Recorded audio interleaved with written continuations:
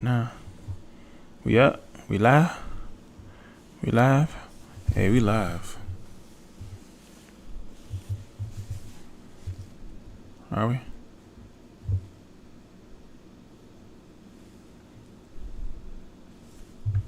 Cool. Yeah, we live. All right. Welcome, everybody. Come on now. I want to make this like a normal occurrence where I'm doing like murder mystery stories and whatnot. But welcome. I appreciate you for stopping by. Love you very much. But yeah, we're gonna get to this one. It says a case almost too disturbing to mention. Elizabeth Olton. So let's go ahead and see what's going on.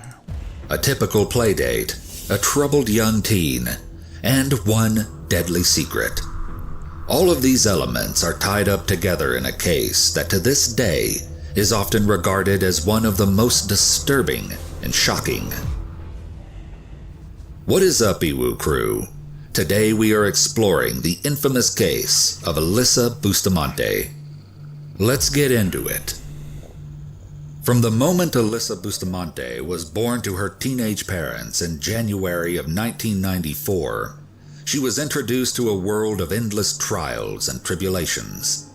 Her mother, Michelle, who was only 15 when she had Alyssa, was reported to struggle with raising her daughter and was described by news sources as a less than picture-perfect mom. Later court documents reported that Michelle had a history of misdemeanor convictions for drunken driving and marijuana possession. Alyssa's father, Cesar, was also alleged to have addiction issues, and police records show that he was eventually convicted of felony assault and was sentenced to serve 3 concurrent terms in prison. While Alyssa was still very young, the family moved frequently between California and Missouri.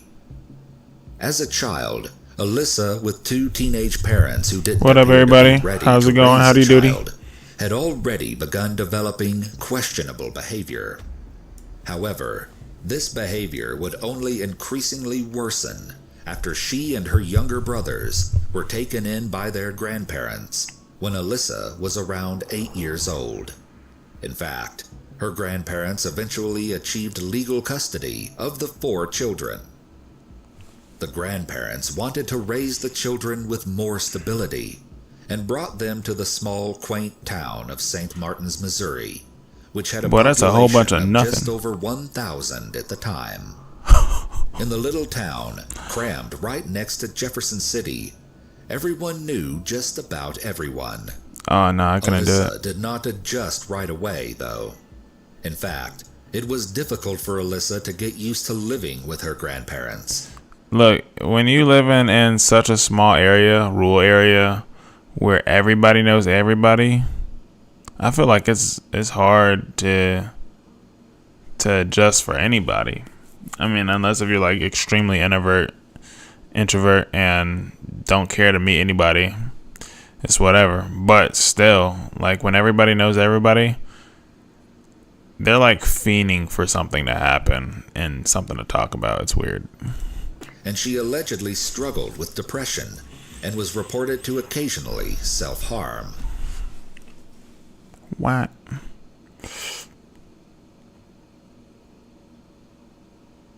Yo. Oh, to add.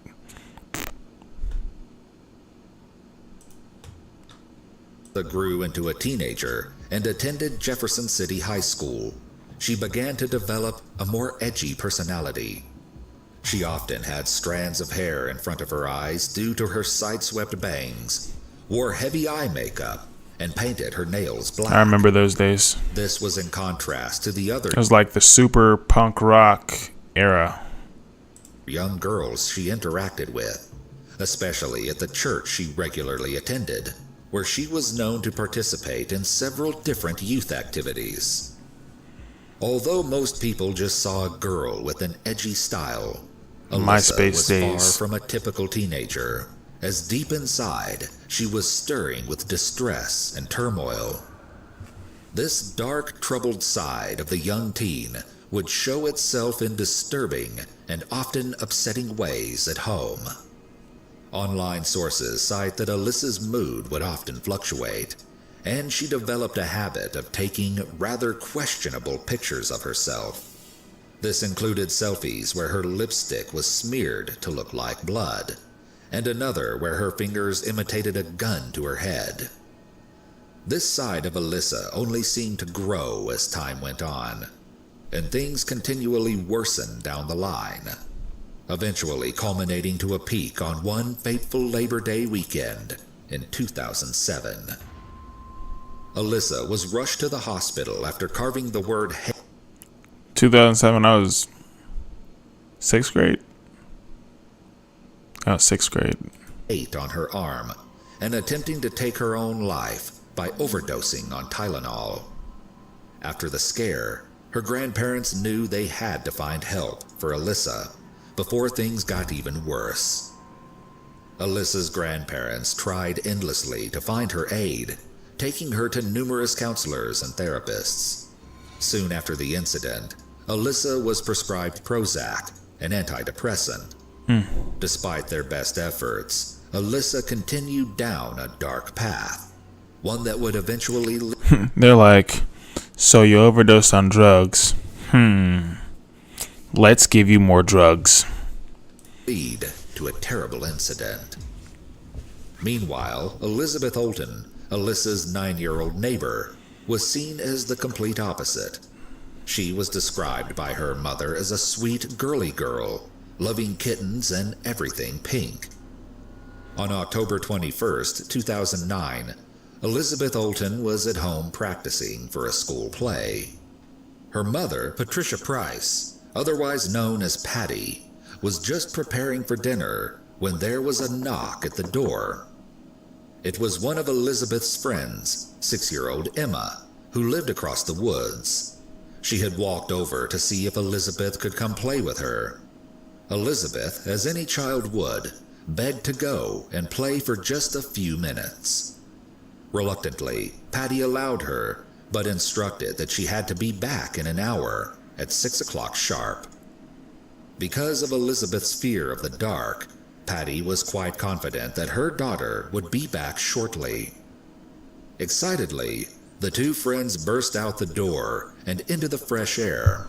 Little did Patty know, an innocent playdate would soon turn into a nightmare. When When it finally playing reached outside 6 was fun. o'clock, Elizabeth still hadn't returned, and Patty had a terrible premonition. Immediately, Patty called her neighbor, hoping to hear that Elizabeth was still playing with Emma. Unfortunately, that was not the case. In fact, Patty was horrified to hear from her neighbors that Elizabeth had never made it to the house at all. After calling the police, Patty went over to the neighbor's house to be sure that Elizabeth wasn't somewhere on the property. To her dismay, Elizabeth was nowhere to be found. Police began a grid search, and hundreds of people in the community joined to try and find the missing Elizabeth. During the search, investigators pinged Elizabeth's cell phone, which said it was located somewhere in the forest, and they directed their search to that area. A few volunteers had come across something a bit peculiar in the woods, what appeared to be an empty grave, but still, there was no sign of the young girl. The FBI quickly became involved, and they soon questioned Emma. According to trial documents, she told investigators that she had played for a while, and then Elizabeth had headed back home. However, Emma, shortly after playing with Elizabeth, had fallen into a bush full of thorns and started crying before she called out, "Alyssa, come and help me." As it turned out, Alyssa Bustamante was Emma's half-sister, and Alyssa was in the area when the two young girls were playing. Alyssa, who was only 15 at the time, was questioned to see if she knew anything of importance about Elizabeth's disappearance. Alyssa lamented that she had no idea where the missing girl was. Police observed that Alyssa was calm and cooperative, and decided that at the time, there was no reason to suspect her. However, this would soon take a dramatic turn. Eventually, investigators brought her over to the area of the empty grave. There, Sergeant Rice and his forensics team were processing the area, An and as empty Alyssa made her grave? way over, Rice heard her say something rather strange. Alyssa said that she herself had dug the hole, but assured them that there was nothing sinister behind it. Instead, when Rice asked her why, she responded that she just liked to dig holes and that she would place dead animals in them on occasion. Weirdo. Although Alyssa made it sound like the grave was nothing to worry about, while I'm just now FBI seeing all agents those searched cuts the on her Bustamante wrist. home for any sign of clues, one agent searched the Bustamante explanations. Look at all those cuts on her wrist. That's crazy. I've seen some pretty gruesome cuts, like self-harm scars. Suspicious. While FBI agents searched the Bustamante home for any sign of clues, one agent in particular investigated Alyssa's room. What was found by the officer was more than disturbing. It was crucial evidence. Compared to the rest of the home, Alyssa's room was dark and dreary, with writing on the walls. Although some of the notes on her walls were written in pen, others were described by police as appearing to have been written in blood. Along with the strange writing and postcards sent from her father from prison, investigators uncovered an unnerving drawing. Upon further inspection, it turned out to be a drawing of Alyssa's half-sister Emma, as titled on the paper. However, in a disturbing twist, Emma was drawn with slashes on her head and arm.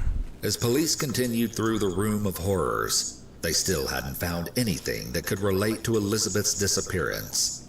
That is, until they found a diary written by Alyssa. The diary, while not innocent in the slightest, still had nothing of substance in relation to Elizabeth at first. Police flipped through the pages, discovering where Alyssa had previously written about burning down a house and killing its occupants. Police assumed that she was referring to her grandparents' house. The investigators turned to a page bearing the date of October 21st, 2009, the day Elizabeth vanished. The entry was oddly scribbled out in blue ink, and the only thing they could properly make out at the time was the very last sentence, which read, "I gotta go to church now, LOL." The agents took the diary as potential evidence, with the intent to try and make out the rest of the entry later. When they eventually used black lighting to read what was scribbled under the blue ink, they had a glimpse of something incredibly disturbing. The two words "slit" and "throat."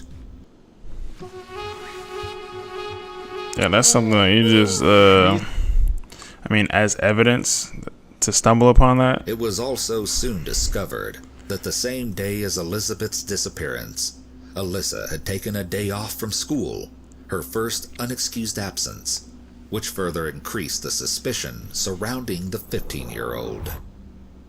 Alyssa was brought in to speak with police about what they had uncovered.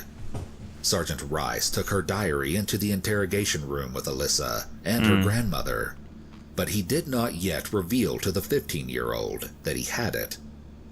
A few questions later, Sergeant Rice informed her that he was in possession of her diary and told her it hit her head and died immediately. What?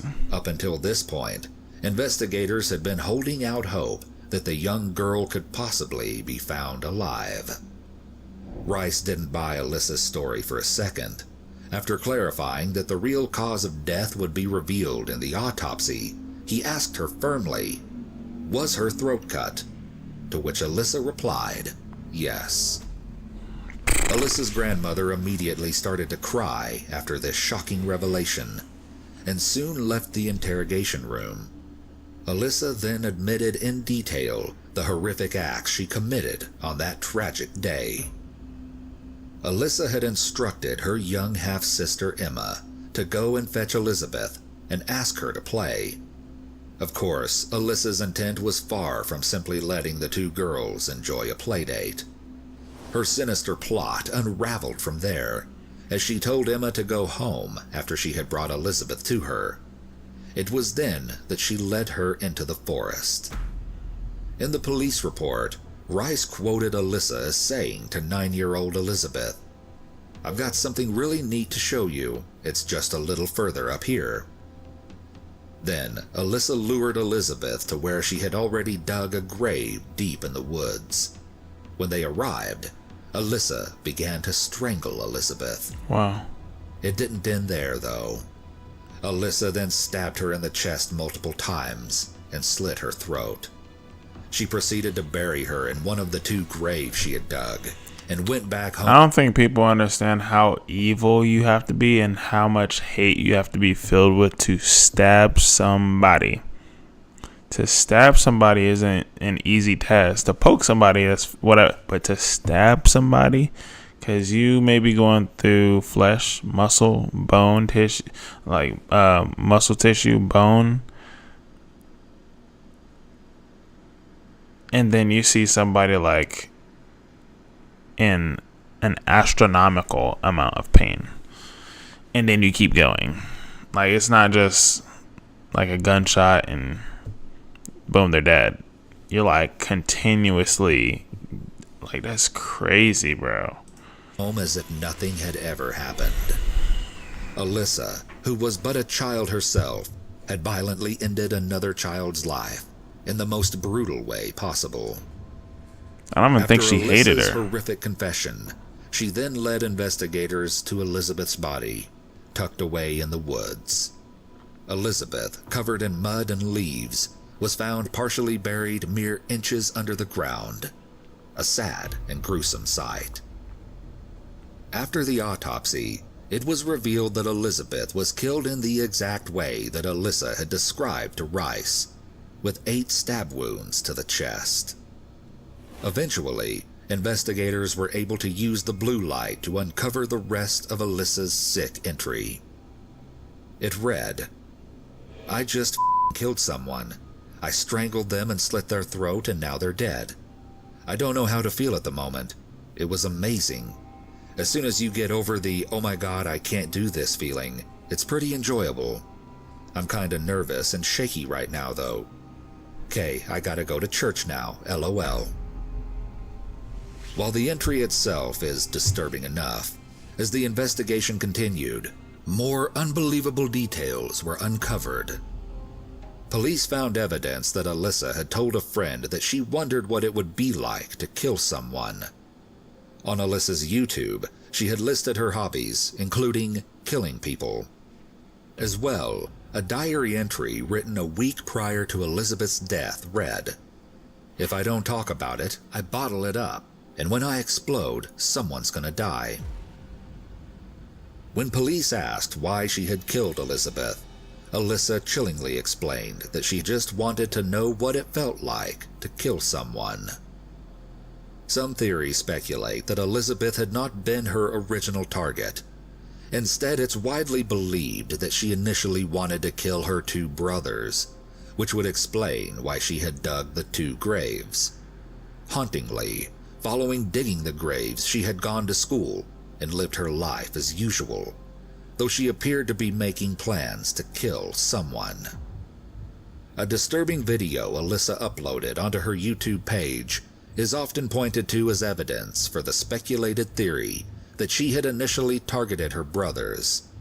In the video, she convinces her brothers to touch an electric cattle fence. Before it shows her brothers touching the fence, a text title appears saying, "This is where it gets good.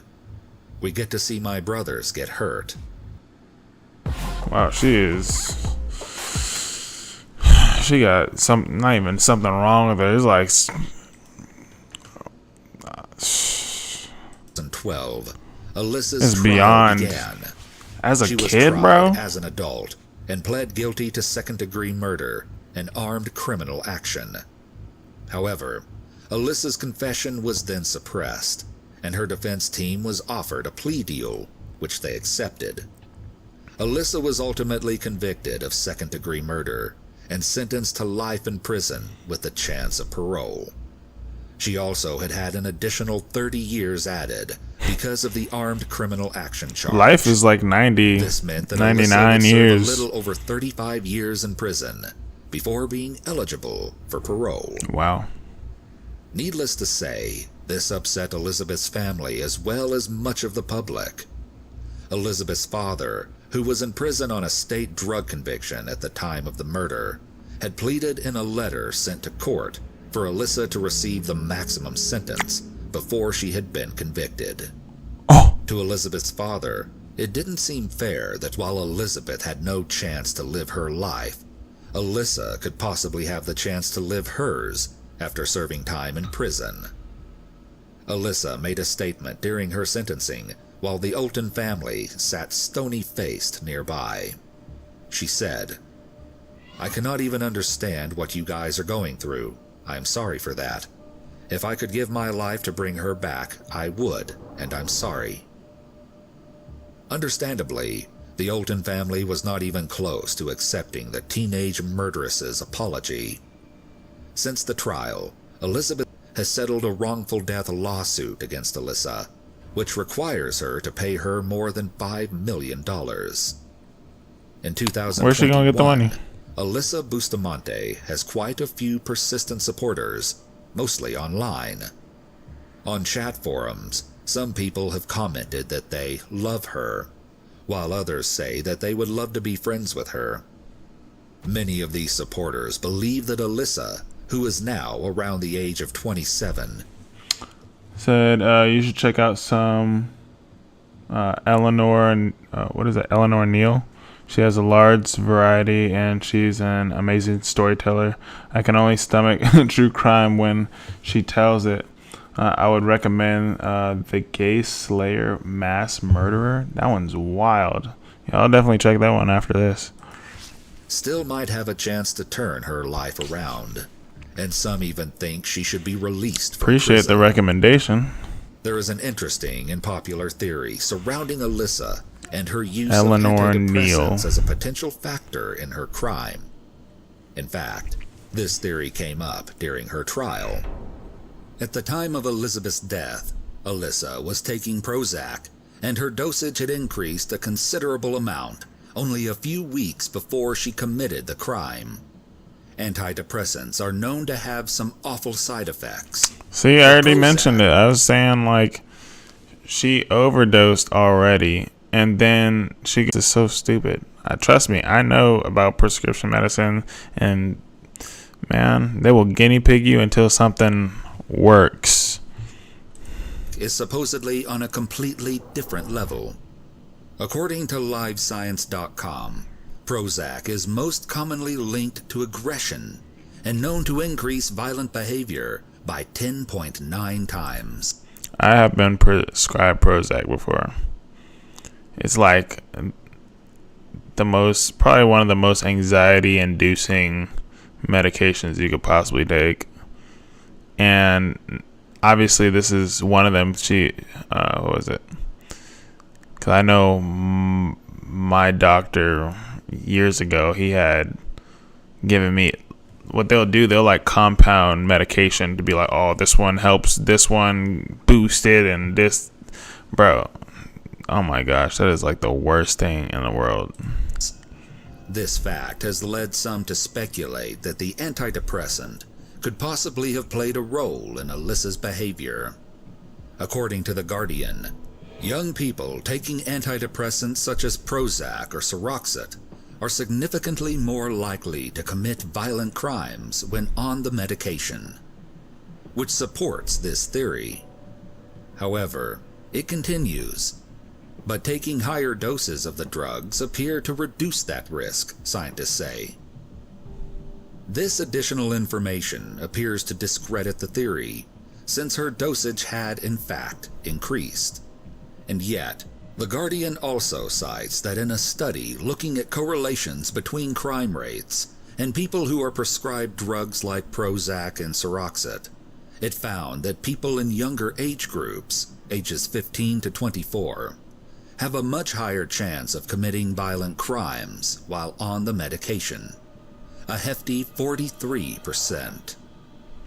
Despite these statistics, Dr. Anthony Rothschild, the main prosecution witness in Alyssa's trial. See, because when people have you take medication or whatever, they're like trying things on you. It's not like they know exactly what's gonna happen because everybody's different. Everywhere from like size or your weight, no, sometimes it just depends. Bloodline. So your size, bloodline, possible allergies, when you take something, how much you take something. There's like so many factors that revolve around like what medication you should take. But there's no finite details as far as like this is what you need to take to get better exactly, because it doesn't work for everybody. Trial on the second day of the sentencing hearing denies this theory adamantly by saying, "There is no reliable evidence in the medical and scientific literature that Prozac causes people to commit murder." Although these theories are interesting to consider, the fact still stands that either way, Elizabeth Olton's murder was committed by Alyssa Bustamante. No matter the opinions over alleged reasons behind the murder, Elizabeth's family must still bear the burden of knowing that they will never see the happy little girl Eleanor again Neal, because of Alyssa's dark choices. Didn't even have the chance to make it back home. what up, y'all? So apparently she's good at storytelling. That's what I've been told.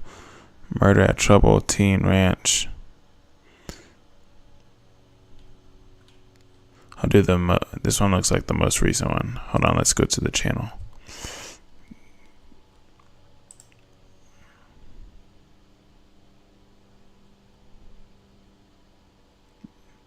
Yeah, it's the most recent. Let's see what this one is. Tomat. Oh wait, no, he said, she said,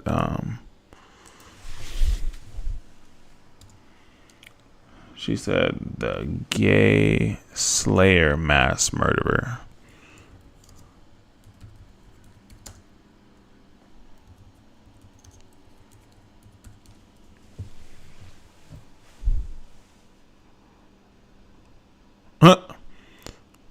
This is his actual name. Health and wellness creators can step up their impact and reach by starting their very own newsletter. With newsletter, The Gay Slayer was a serial killer terrorizing the city of London, specifically the gay scene in London in the early 1990s. The killer would make frequent calls to the police and to newspapers, letting them know where they could find his next victim, all whilst being very cryptic about his own identity. And his ultimate goal was simply nothing more than he wanted to be an infamous serial killer. He liked the idea of infamy and being hated and feared. And so one year he made it his New Year's resolution to become a serial killer. And that is why we're talking about That is the first time I've ever heard anybody talk about I want to become a serial killer as a New Year's resolution. So today's video is going to be another solved true crime case. Today we're going to be discussing the Gay Slayer, Colin Ireland. That is a serial wild killer name. From here in the UK. But quickly, before we get into this video, I do just want to thank our sponsor for making this video possible, NordVPN. If you go to nordvpn.com/Eleanor, there'll be an exclusive discount waiting there for you, and it is So I'm guessing, I mean, with that name, the Gay Slayer, I'd figured his only prospects would be gay people. internet, because not only does it protect you, it puts like a barrier between you and anyone that might be trying to access your information or hack you, but it also unlocks so much more For sure.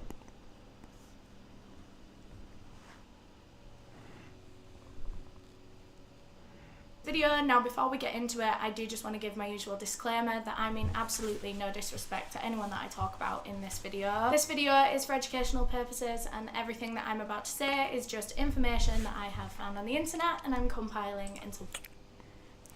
So, hi, when are you going to make a video about GOT7 again? You should check out other music from GOT7. You do, sorry if I'm English difficult to understand. Hey, it's all right. Most of my content as far as music videos are going to be more so directed on my Patreon, because a lot of my videos, actually 95% of my videos, are copywritten by YouTube. So I can post them, but they're getting blocked. So for the most part, I'll still be doing music videos. It'll just be very minimal in comparison. But most music video reactions, albums,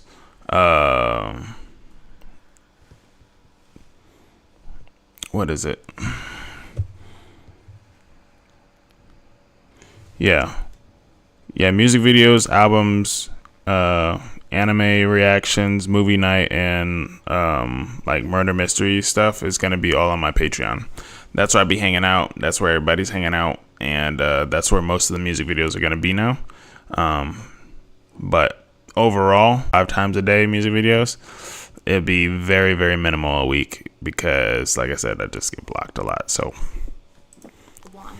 Just a couple of content warnings before we get into this case. Today we are going to be discussing themes of paedophilia, sexual harassment, bullying, homophobia, and the murder of an animal. So if any of that is something that you don't want to hear about right now, I completely understand. Click out of this video, go look after yourself. Hopefully I will get to see you some other time with a different case. But for now, with all that being said, let's get into the case. So today's case actually takes place in London, England in the 1990s, like I said. But first, let's take it back in time to when our serial killer was first born. Colin Ireland was born on March 16th, 1954 in Kent in southeast England to very, very young parents. His mother was only 16 years old when she caught pregnant with Colin, and then she was 17 by the time that she gave birth, and I think his father was around the same age. And his father... So maybe to avoid too much copyright, you can do things like Stray Kids Code and the guide for groups on here. Same for other groups too, like their random shows and Yeah, that's actually what I'm going to be doing now. I actually have a video that I have premiering tomorrow with that. It's like funny. I still want to be able to keep that going as far as my channel is involved, because I still want to adhere to, everybody else, and in the best way possible, to where like you guys get what you want, but then I still also get to enjoy what I do. And for YouTube not to just like slander me completely, because ever since I became a partner, then it was like everything's copywritten. I'm like, oh my goodness. But I am going in that route as far as like moments and like game show-esque type things. Actually walked out on the family pretty much as soon as Colin was born. In fact, it was so soon that the birth certificate hadn't even been filled out yet. And so when it came to filling the certificate, the mother didn't even acknowledge the father on it. She just left the father bit on the birth certificate blank. So Colin never knew who his father was. He was never told anything about his father. So now it's just this 17-year-old girl all on her own trying to look after a newborn baby, and she just couldn't do it alone, both financially and also just the constant stress of childcare and having to try and support herself and her baby at the same time. It was too much. And so Colin's mother went and moved back in with her parents, and of course she took Colin with her, and so for the first 4 years of his life he lived with his grandparents and his mother so that they could help, support them and look after Colin. It seemed that this time in his life was pretty normal, pretty happy and stable and nice. However, when he was 4 years old, he and his mother moved out of their grandparents' house, of Colin's grandparents' house, for the first time, and after that point they didn't stop moving. So they moved out and then they were constantly just all over the place. They moved 9 times over a span of 6 years, which is so turbulent for a child that young. Like, he never You get gets to make no lay down friends at all. any groundwork anywhere. He never gets to establish any friends. He doesn't get used to his surroundings before he's like picked up and whisked off to another place. I can imagine that feels really uncertain at all times. It's quite anxiety provoking. He had no constant anything in his life. The only constant thing that he had at all times was his mother. The reason for a lot of their moves was actually that his mother always had a new boyfriend, and so she was always like moving in with a boyfriend, and then they'd break up, so they'd have to move out, and then she'd find another. There's like nothing stable in this kid's life. Moving all the time, can't make friends, probably has a wild or weird personality to where, like, even if he tried to strike up a conversation with anybody his age, they'd be like, what? So character development is probably abysmal.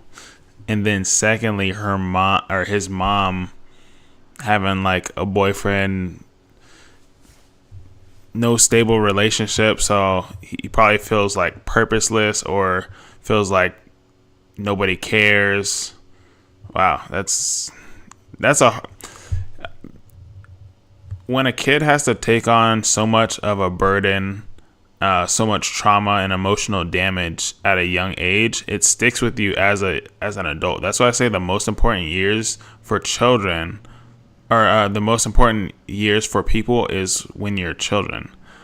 You soak everything up like a sponge, everything, because I guarantee you there's like some characteristics or some character development issues, traumas, whatever, that you probably still deal with to this day, where you're still like carving away at to like why or dealing with the root problem. And that even takes time because you've been holding it in for so long or whatever. Like, that's crazy.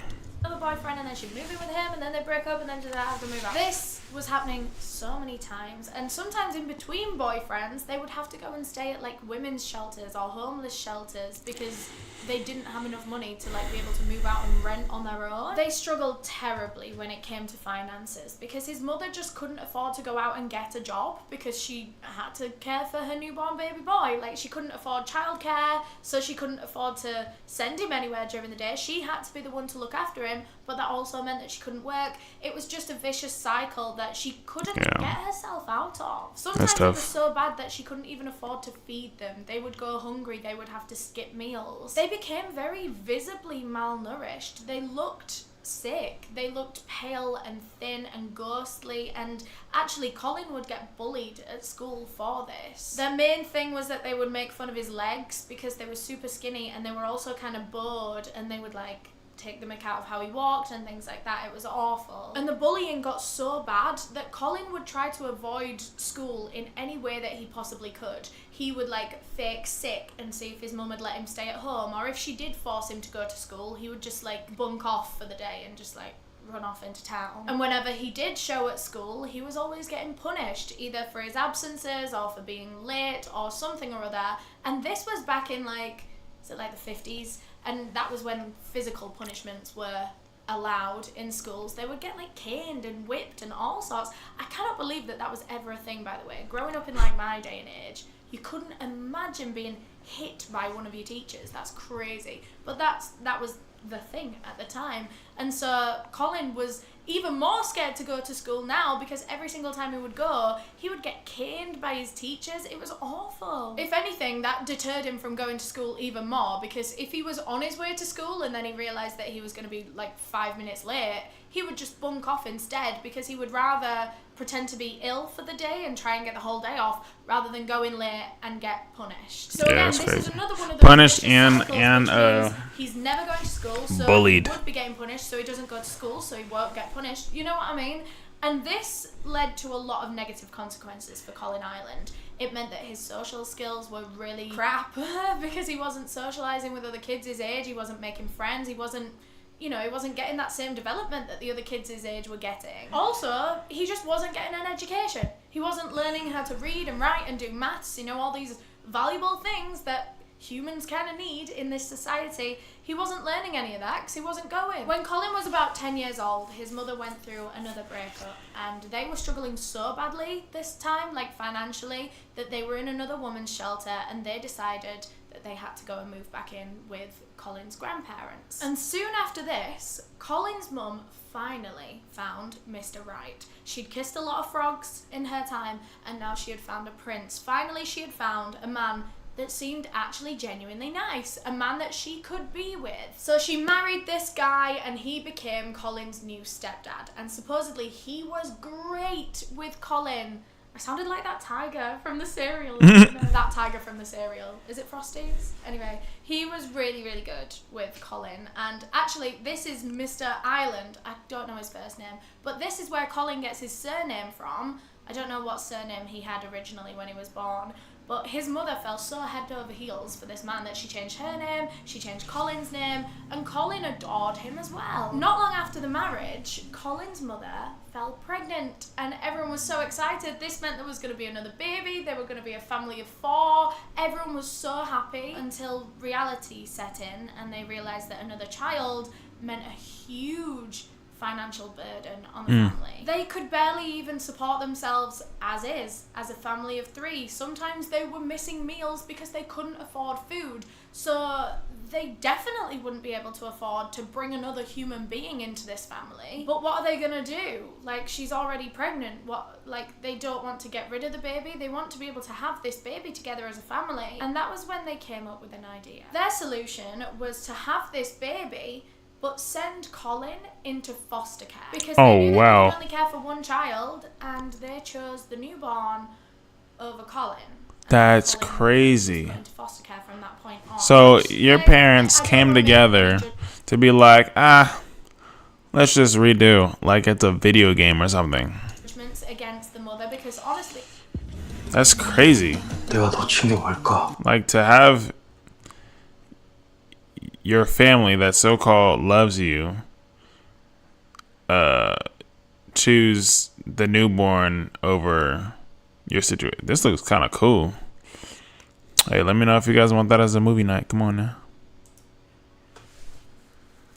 yeah, they couldn't afford to look after either of these 2 children, and Colin would have had a much better life in foster care, where he had a guaranteed roof over his head every night, guaranteed food on the table every day by a family that could support him. He would have had a better life there than he would have at home. But just because it was for the best doesn't change how awful this situation is, and how traumatic that would be for a child in Colin's situation. So Colin, unstable household already from the rip, moved like 9-10 times, gets bullied in school, gets whipped all the time, not learning anything. Family always super impoverished, skipping meals, boyfriends in and out, and then mom gets pregnant and they decide to choose the baby over you and send you into foster care.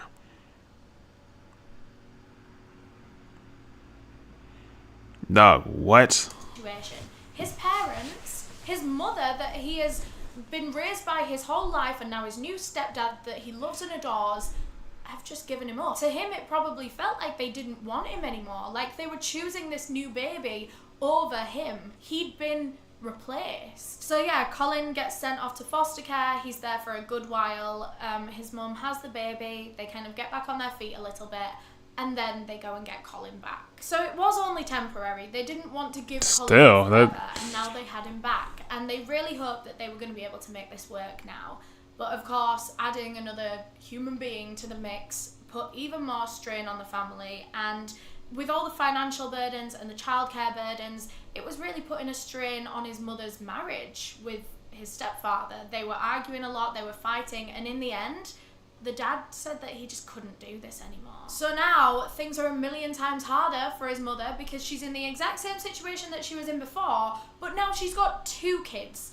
a newborn and an older child that she is trying to provide for, care for, make sure that they're eating 3 meals a day. This is so hard for her. At this point, they're back in another homeless shelter, and Colin's mother realizes that one of her best chances of being able to get these children financial support and childcare support is to marry again, by literally inviting another human being into their family to share the burden of these children. The burden, maybe I don't mean burden, but to share the workload and the financial load of these two children. And so for that reason, Colin's mother set out to marry again, not because she was looking for love, but because she was looking for a partner to care for these kids with. She meets another suitor rather quickly. He seems... See, now I'd have to ask, like, how is his mother's upbringing? Well, then you gotta think, because she had him young at, I think it was like 16 or 17. Wow. Like an alright guy for the job, and she married him when Colin was about 12. She moved him in and he was his new stepdad. But Colin wasn't best pleased at this point. He liked the last one. He had a really good, bond with the last one. And I don't think it was anything personal against this new one, but I just think he was just angry at his mother at this point for losing the last one and always having new boyfriends, and I don't know. He's a kid and he just wasn't happy. This time, Drink your Colin water. refused to change his surname along with his mother's. He wanted to stay Colin Ireland. He missed his old stepdad, to be fair. So at this point in time, Colin is just entering his teenage years, and he is quite a loner. Of course, he's never been in the same place for long enough to make a group of friends, so every single time he moves is always the new kid, and then just as he starts to get friendly with some people, he's picked up and whisked away. So he doesn't have any friends. He doesn't have a social group. So to fill his free time, Colin would just take himself on walks. He would go and explore by himself. He picked up a part-time job because, what else has he got to do? I think he worked at an arcade for a while. He would go to this one particular... This is probably the first time I felt sorry for a murderer, a serial killer. The arcade in Kent quite a lot. It was quite a hotspot for young kids, and it was also quite a hotspot for paedophiles. Obviously, the paedophiles knew that was all the kids' favourite place at the arcade, and so that is where they would hang around to spy on these boys. And Colin Ireland was sexually harassed by paedophiles on 4 separate occasions as a child. As far as I could tell, he was never physically touched or assaulted or anything like that. It did just seem to be verbal harassment, stalking, following, other awful things, don't get me wrong, but he was, as far as I could tell, never physically touched by these men. So on one of these occasions, he was followed by this older man who came over to him, tried to strike up a conversation, and offered him this really beautiful women's necklace that he could take home and give to his mother. But he would only give him this necklace on one condition, that Colin perform a sexual act on this man. And of course, Colin said no, ran away. Another one of these incidents actually happened in the public toilets up around the arcade. Colin went into one of the cubicles, started using the bathroom, and then a man came into the stall next to him, stood up on the toilet seat, and peered over the top of the toilet cubicle and watched Colin as he finished peeing. The third incident actually happened at the cinema, and this was with someone that Colin knew prior to this incident. It was his optician. His optician had gone to the cinemas, seen Colin, recognised him, approached him, and I don't know how this could possibly come up in conversation between an optician and a child, but at some point he asked Colin to perform a sexual act on him. What is going on? The optician then kind of stormed off in a huff. He seemed really angry at Colin, and he just stormed off out of the cinema. This kind of thing was the main form of harassment that was taking place by these pedos at the arcade and in just that general area of Kent. It was more so harassment, them asking the boys for sexual favours or offering sexual favours. It wasn't just happening to Colin, it was happening to most of the young boys that went there, but it happened That to is Colin crazy. 4 times. So, at this point in his life, Colin's a young teenager, and of course his family is still struggling really badly financially, and he wants money. Of course, you need money to do things. He needs money to be able to go places and buy food and support his family, and he does have a part-time job, but it's not enough. And so he starts turning to petty crimes like theft to be able to make a little bit of money. He was caught for it a good few times, but because he was so young and the police could tell that he was in poverty, they just kind of let him off with a warning a lot of times because they took pity on him. But every time that he would get caught, the warnings and the consequences would get more and more severe because they have to. Police have to be seen to be punishing people. Even if they understand why he's stealing, you're still not allowed to steal. So, yeah. There was one particular time where Colin stole £4 and managed to was planning to go from Kent to London, I think on like a bus or a coach, but he was caught before he could get on the coach because he'd stolen this £4.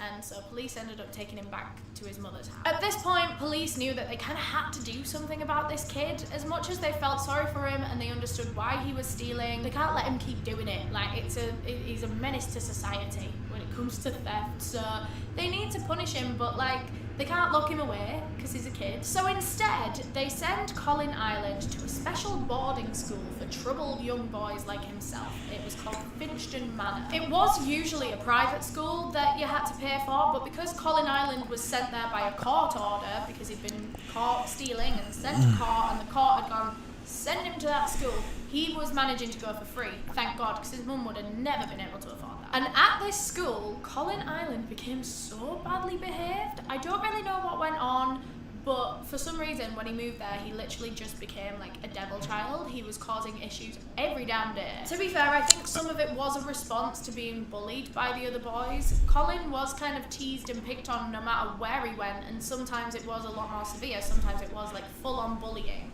He was always the outsider in all these different schools. He was always the loner that didn't have friends, and he was an easy target for bullies. That's there was tough. a lot to pick on Colin about. So I'd say that was also to get attention as well. Before I continue on with the rest of this story. So one thing about Colin Ireland, he likes fire. He's a proper like pyromaniac. He had always just been interested in starting fires and watching fires. He would do it by himself, like in the woods sometimes. Dangerous, that, by the way. But yeah, he just really liked fire. He liked starting them and watching them. And then on one particular day, Colin was being bullied again by these boys, and at this point he had had enough. And so he stormed inside, stormed into the dorm rooms. He went into his bully's bedroom and set all of his belongings on fire. He just set a fire in his bedroom. He was immediately kicked out of the school following this, and he was just sent back home to live with his mother. And now that he was back home, he started committing crimes again. Although now it was much more than just these petty little crimes. It was more than shoplifting and theft. Now it was a lot more aggressive. Now it was like robbing people in the street, like stopping them and mugging them. It was home invasions where he would break into people's houses in the middle of the night and burgle them. Like, it was proper serious. And he kept getting caught for this as well, like quite often, and it got to the point where he'd been caught so many times that he knew the consequences would be quite serious the next time he got caught. And so he ended up running away to London to just escape from the investigation. And not long after arriving in the capital city, Colin Ireland committed one of his worst robberies yet. He stormed into a cinema, grabbed the manager, tied him up with rope, and demanded all of the money in the till. He was 17 years old at the time that he committed this offence, and so he was still a child. So instead of sending him to prison, of course he still went through the whole court trial and everything, they then sentenced him to go to a borstal, which is like similar thing to last time. He's getting a lot of chances. That's crazy. Last time it was literally more like a boarding school, but a borstal. So borstals aren't a thing anymore, as far as I'm aware. I don't think. No, they are. They got abolished. And if that doesn't tell you everything you need to know about borstals, then I don't know what will. Well, no, I will. I'm gonna tell you about borstals. It's supposed to be like half a boarding school to kind of teach the boys like skills and, you know, school them, educate them, because they are still kids.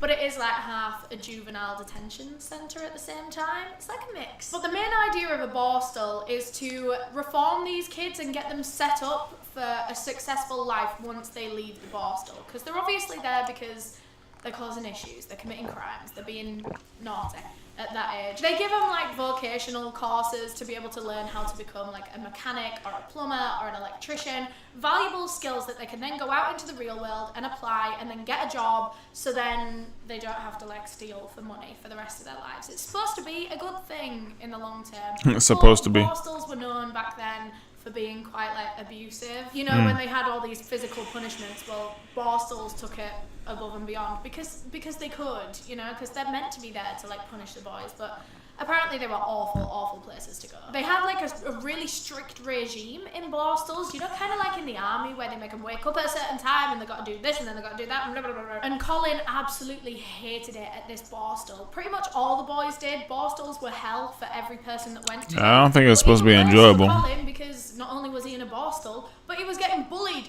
in the Barstool. All the other guys were ganging up on him. He probably, man, you got the face of because he was quite an easy target. the bullied He one. was quiet, he was awkward, weird, shy, like he didn't make friends very easy, so he was the outsider everywhere he went. He hated it so much at this Barstool that one night, in the middle of the night, he ran away.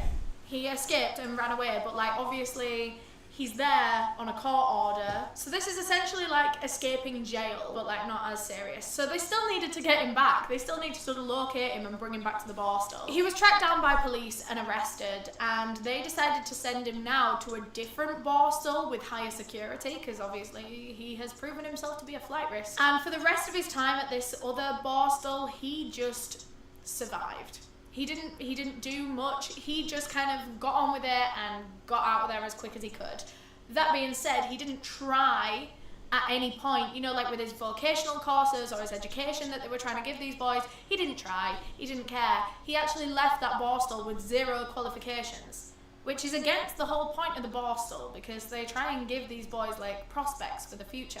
But Colin didn't care, and so he didn't get any. And it's no surprise that as soon as he was released from this Barstool at the age of 18, he went right back to his life of crime. I mean, he did pick up odd jobs here and there, but because he wasn't qualified in anything, he found it really hard to like apply for proper jobs and get hired by an employer. So instead, he would just pick up like random little manual labor jobs in the town. You know, whatever people needed doing, he was willing to try and do it if they were going to pay him, you know. As a young adult, Colin Ireland, I mean, what do you really started to expect live a from life that was very his similar to upbringing? brothers when she was Mom. his age. He was constantly moving around. He was always getting new girlfriends and then losing them very quickly. He spent most of his early 20s. Sounds like some mom. So that was while he was out of prison, but most of it was actually behind bars for things like robbery. He stole cars. He like burgled people's homes. He was always getting like a few months at a time and then getting let out again, doing it again, getting sent back. He never had like a good chunk of time out of prison throughout pretty much his whole 20s. But when he was about 27, 28-ish, Colin started to settle down, because at this point, he'd actually met a woman. This woman was a decent amount older than him. She was about 9 years older than him, so she kind of had her life sorted. Her name was Virginia Zammit.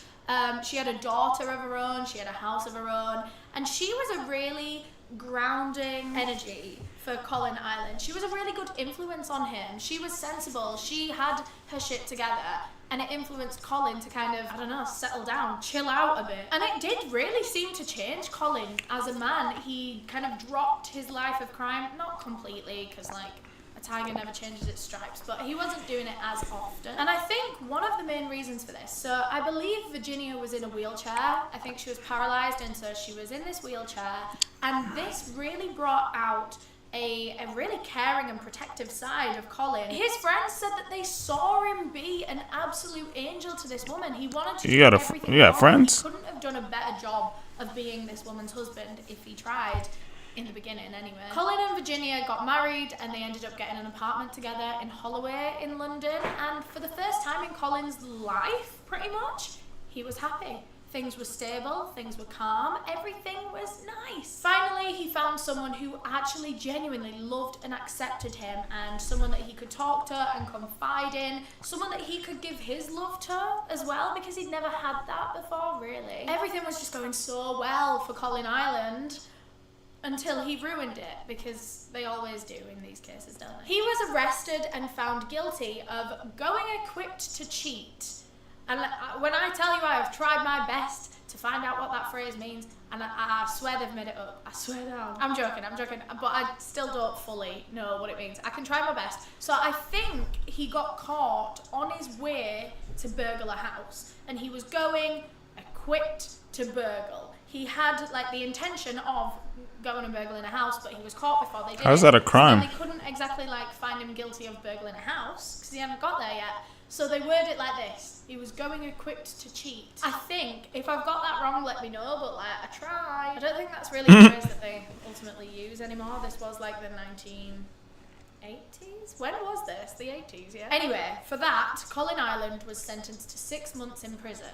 But when he got out, he went to go home to his wife and his stepdaughter, and he found that they were gone. While he'd been behind bars, Virginia had found out that her husband had had an affair with another woman before he went into prison. I don't know how she came across this information, but she found it out while he was gone, and instead of, kicking up a scene or anything, she decided to just quietly leave him. She rolled out of their house that they had together. She was going to take her daughter and she was going to leave, and she was going to file for divorce from afar. She never wanted to see Colin Ireland again, and she didn't. From that point on, Colin came out of prison, and his wife and stepdaughter were gone. And Colin was really, really upset by this. Like, he was going through quite a visceral breakup. And what did you expect? People go through a breakup and they're like, I just need to go somewhere and discover myself. So he went to Devon, which is on the south coast of England. He was really into survivalism, which I think is really interesting. All that Bear Grylls stuff where they're living off the land and going to the military. And stuff like that. I don't know. A lot of surviving over there. They kill their food and eat it, don't they? They go out and kill in the forest. Anyway, he was really into that, and Devon was quite a good place for it. Apparently, there was quite a few hotspots where loads of people that were into survivalism used to go. So he was going through this breakup, and he was like, you know what? I'm gonna go to Devon. I'm gonna be a survivalist. I'm just gonna go find myself after this breakup. And there in Devon, Colin Ireland very quickly found his next lady, because even though he was on this survivalist retreat thing, he was still going to the pub. He was gonna camp out for a bit during the day and then go to the local in the afternoon. And he had to get some the swervo. landlady of the local pub in Devon where he used to go that he fell for. Her name was Janet Young, and she said that from the second Colin Ireland walked into her pub, the two of them locked eyes. And that was it. The two of them pretty much fell in love. It was love at first sight. And then he came over to her, started flirting with her, started charming her, and that was it. She was obsessed with this man, and he was obsessed with her. And this was one hell of a whirlwind romance. Serial killers tend to do that, don't they? Has anyone else ever noticed that pattern? I feel like I'm always saying that in videos where I'm like, and after 3 months, the two of them were married. But yeah, after 3 months, then it gets destroyed. He ended up moving into the flat above the pub where Janet lived with her 2 young sons to a previous marriage. However, Colin wasn't where does black eye come from? Lovable, caring husband, family man that he was in his first. He was rather abusive towards Look Janet. at his nose, I couldn't find any evidence or reports of physical abuse. So as far as first marriage with look at the top right here. It looked like somebody just took some brass knuckles and hit him right here. His nose right here looks fine. This part looks fine, but this part right here, it looked like someone just cracked him real hard. Virginia, absolutely not. Surprised he could breathe. The opposite now. He was rather abusive towards Janet.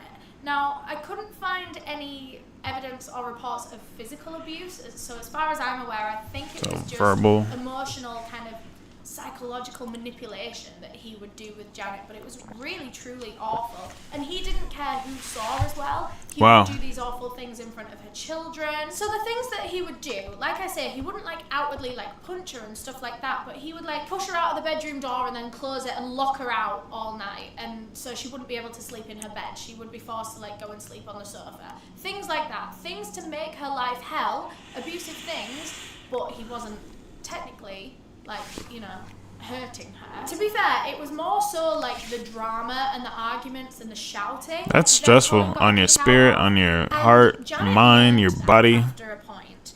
And so there was one particular night where, again, he kicked her out of the bedroom and she was gonna, she was forced to go and sleep on the sofa. And usually when this would happen, they would have a screaming match through the door and she'd be like, let me back in, and he'd be like, no. But this time, she decided to stay quiet. She wasn't going to give him that reaction. She got pushed out of the door and she was like, fine. She just went straight into the living room, laid on the sofa, and was about to go to sleep.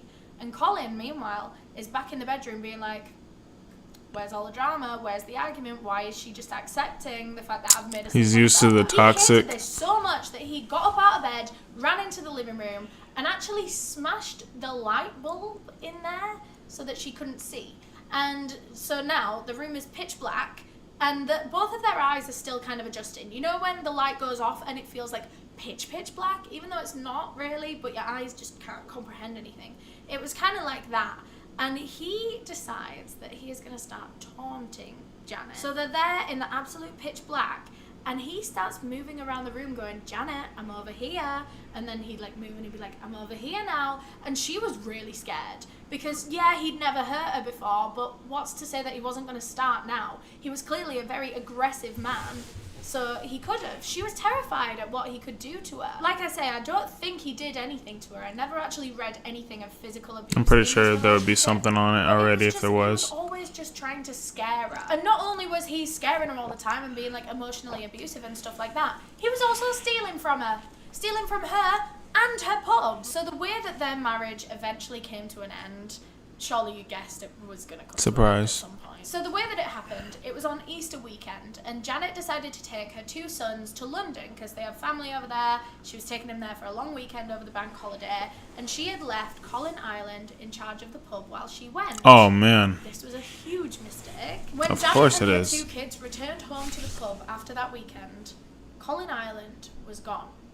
And so were most of their belongings. He had decided to leave Janet and the kids, but he didn't want to tell her that. He had decided to do it in the most sleazy and cowardly way possible. He'd just run off while they were gone. He'd completely ghosted her, never got in contact with her ever again, never explained anything. And on top of all of that, he'd stolen half of their things. He'd pretty much sold everything that was of value or like pawned things off, like her jewellery and her kids' toys and stuff. They really didn't have much left in that pub at all. And he'd stolen all the money out of the till in the pub as well. They were really, really gonna struggle after this. He'd taken pretty much everything they had. But Janet's first reaction to seeing this, to going home, to noticing that her house was ransacked and half of her things were gone and her husband was missing, she didn't immediately think that Colin was the one that had done all of this. Her first thought was, oh my god, Colin's missing. What if he's in trouble? What if he's been kidnapped or killed or, That's sad, because she was actually thinking about him in the best light. Person throughout this whole relationship. It still didn't cross her mind at this point in time that he could be capable of something like this. Something so horrific to like ruin her life and her kids' lives like this. But as the days went by and she couldn't find him, she couldn't get in contact with him, no one had heard from him, Janet started to realise that she had been conned by a con man. Colin Ireland had come into her life and ruined everything, taken everything away with him, and she was never going to hear from him again. After that, the family struggled really badly financially, like you would imagine. Half of their money was gone. I think they actually ended up having to give up the pub. Wow. I'm not entirely sure. I know they were staying in a shelter for a period of time, so that tells you how bad their financial situation was. Colin Ireland had taken everything from this family, and he'd gotten away with it as well. So now Colin Ireland is out in the world alone once again, but this time he actually had enough money that he'd stolen from his wife to be able to set himself up a new life. So he travels to the complete opposite side of the country and he goes to Southend, which is in Essex. Here he got himself a little rented accommodation and he bounced between a few different jobs. He could never hold down a job for too long and I couldn't find out why. I don't know if he was getting fired or if he was just like leaving because he was bored or like sick of the job or whatever. But he was a chef for a little while. He was a bouncer at a gay club for a bit, which I find very interesting considering what he went on to do. I wonder if anything happened while he worked at that gay club that could have potentially influenced his later actions, who knows. The same thing that was happening with his jobs was also happening with his apartments. He could never hold an apartment down for long either. He was always getting evicted for different things, you know, like wrecking the apartment or like not paying his rent on time. And it's not even necessarily that he didn't have the money for rent. I mean, he wasn't well off by any means, but he could have afforded to pay his rent if he wanted. But I think he just liked trying to get away with not doing it. I don't know. He just liked being a pain in the arse, I think. So now that he's kind of setting up this new life for himself in Southend, he's putting his con man past behind him, or at least on the surface, that's what it looks like. He decides to like start building this nice guy reputation. He wants to be liked in his new community, and so he starts volunteering at a homeless shelter. And a lot of the volunteers from this shelter have so many differing opinions on Colin Ireland, which I find really, really interesting. That seems to be a pattern throughout his whole life. Colin is an entirely different Colin depending on who he's interacting with. So like to Virginia and her daughter, they were married for ages, and from what I could tell, he was nothing but lovely to her. There were never any reports of him being a bad guy or abusive or anything, but then you see him in his next marriage and he's awful, and then he cons her at the end of it and like goes and steals all her money. Like, he is such a flip-floppy person. And he was like that with the other volunteers at the homeless shelter. Some of them hated him. They thought he was the most arrogant, like, horrid, entitled man, because he ended up like working his way up in the homeless shelter. He became like deputy manager at one point, so he was a bit big for his boots, and some of the staff saw that, but other members of staff loved him. They thought he was so funny, he was so personable, like, he loved his job. He seemed really, really passionate about his work with the homeless. So yeah, he might have the multiple, saying, well, confided rather vaguely, where someone has like multiple characteristics. He probably has that. Saying that he'd like done some bad stuff in the past, and you know, he had a shady history, but he'd put that behind him, and now he was trying to do good in the world to make up for it. That's why he was volunteering, because he felt like he owed the world, you know, reparations kind of for his previous actions. Although he never told any of the volunteers what those actions were, but we know. He was at that shelter for about 6 months, and like I said, people always had differing opinions of him, but over time, more and more people started to catch on to the negative side of Colin Ireland. He started to make random, odd little homophobic... Guys, if you're looking to go back to school... He's tripping. Tripping again. Oh. Seemed to have come out of nowhere. This had never, like, come out of Colin's mouth at the shelter before, and then all of a sudden, there was a frequent amount of homophobic comments. It actually got so bad that some of the staff at the shelter would warn the LGBT patrons that would come in to stay away from Colin, to just stay out of his way, which makes me so freaking mad. Like, why were they talking to the victims and telling the victims to stay away and not Colin? Why hadn't you just sacked Colin, to be fair? But no, they didn't talk to Colin, they talked to the victims and told the victims to watch out. His lack of empathy was really starting to shine through now, which was a really big surprise. It caught a lot of people off guard, obviously the ones that liked Colin, because he did seem so passionate about that job. He seemed like such an empathetic person, but now he couldn't keep up this facade much longer. And at one point he said something like really bold, like really bad. This one time they had this like rather troublesome guy staying at the shelter, and I think he was a regular, and I think he was always causing a bit of trouble. He was an alcoholic. He never really had the money to pay for his stay. He would always try not to pay or to underpay. He was trouble in every sense of the word, and the staff at the shelter didn't really like him.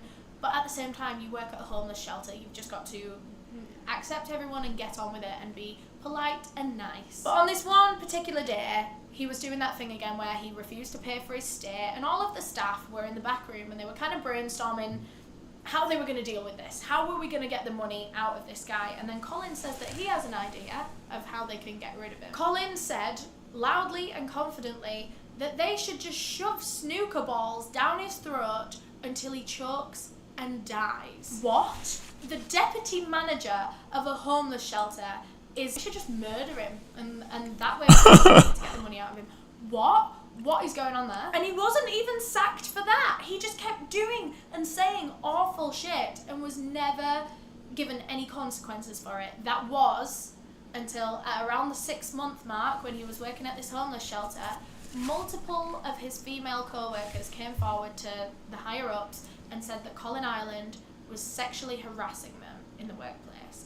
And immediately he was sacked. Nothing ever really lasted all that long for Colin Ireland, because he couldn't keep up a nice guy persona for that long. He was just not a nice person, and it would always shine through. I mean, if you're fake nice, then it's gonna show. He had a lot of free time on his hands. months, and he starts filling it with his other interests. He starts doing like normal people things, like reading. He was very interested in true crime. There was one book in particular that Colin read around this time that he himself has said influenced him a lot.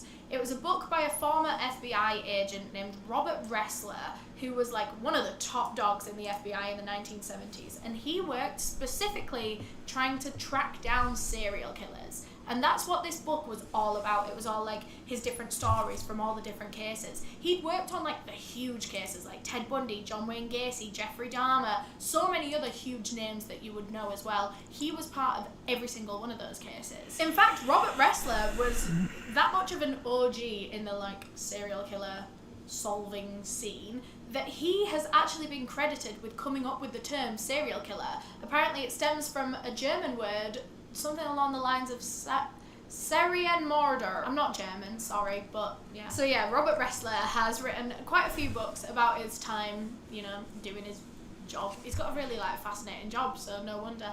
But it was this one particular book, I think this is his most popular book, that Colin Ireland came across, and he loved it. He read it back to front multiple times. But one particular thing that Colin really clung to from this book was when Robert Ressler says that the FBI's classification for a serial killer is that one must kill 5 people on 5 separate occasions. I don't think that is the classification, at least here in the UK. I think it's 3 or more murders with a cooling off period in between that classifies you as a serial killer now, or at least here in the UK. That's what I've always thought anyway, and I've been doing this job for years, so that's really challenged my thoughts. I'm pretty sure it is just 3 now, but the FBI... There's qualifications for being a serial killer. Therefore, Colin Ireland's standard was also different, because he like worshipped this book so much. The word in that book was gospel, and so to Colin Ireland you needed to kill 5 people to be a serial killer. And that is when Colin got an idea. And I think you know exactly what that idea is going to be. At this point in his life, he was so effing bored. He was reaching 40 and he honestly had nothing to live for. That sounds awful. He was just he didn't. caught in turmoil from the jump. Friends, really. He didn't really have a job. Like, he had nothing going on. He had no excitement in his life. And he desperately wanted excitement in his life, but he couldn't get it because he wasn't a nice person and people didn't want to stick around with him that long. So he was thinking to himself as he was reading this book, for a bit of excitement in his life, why not just become a serial killer? Just like the ones that he's reading about. Why not do what they're doing? It was coming up on the new year of 1993. It was like December time. And that was when could have been anything in the world, but he's just like... that in 1993... serial killer. And he didn't want to just be any serial killer. He wanted to be an infamous, evil, feared serial killer. He wanted all of those, you know, those little quirks and gimmicks that they throw in their cases, you know, when they call up the police and they leave clues and little, you know, he wanted to be one of those. He wanted to be a dramatic, theatrical serial killer. He wanted to kill at least 5 people because obviously that was the standard that he'd read in this book. That was the standard that he was going to live by. And he already had his victim type in mind. Colin decided that he was going to kill exclusively young gay men.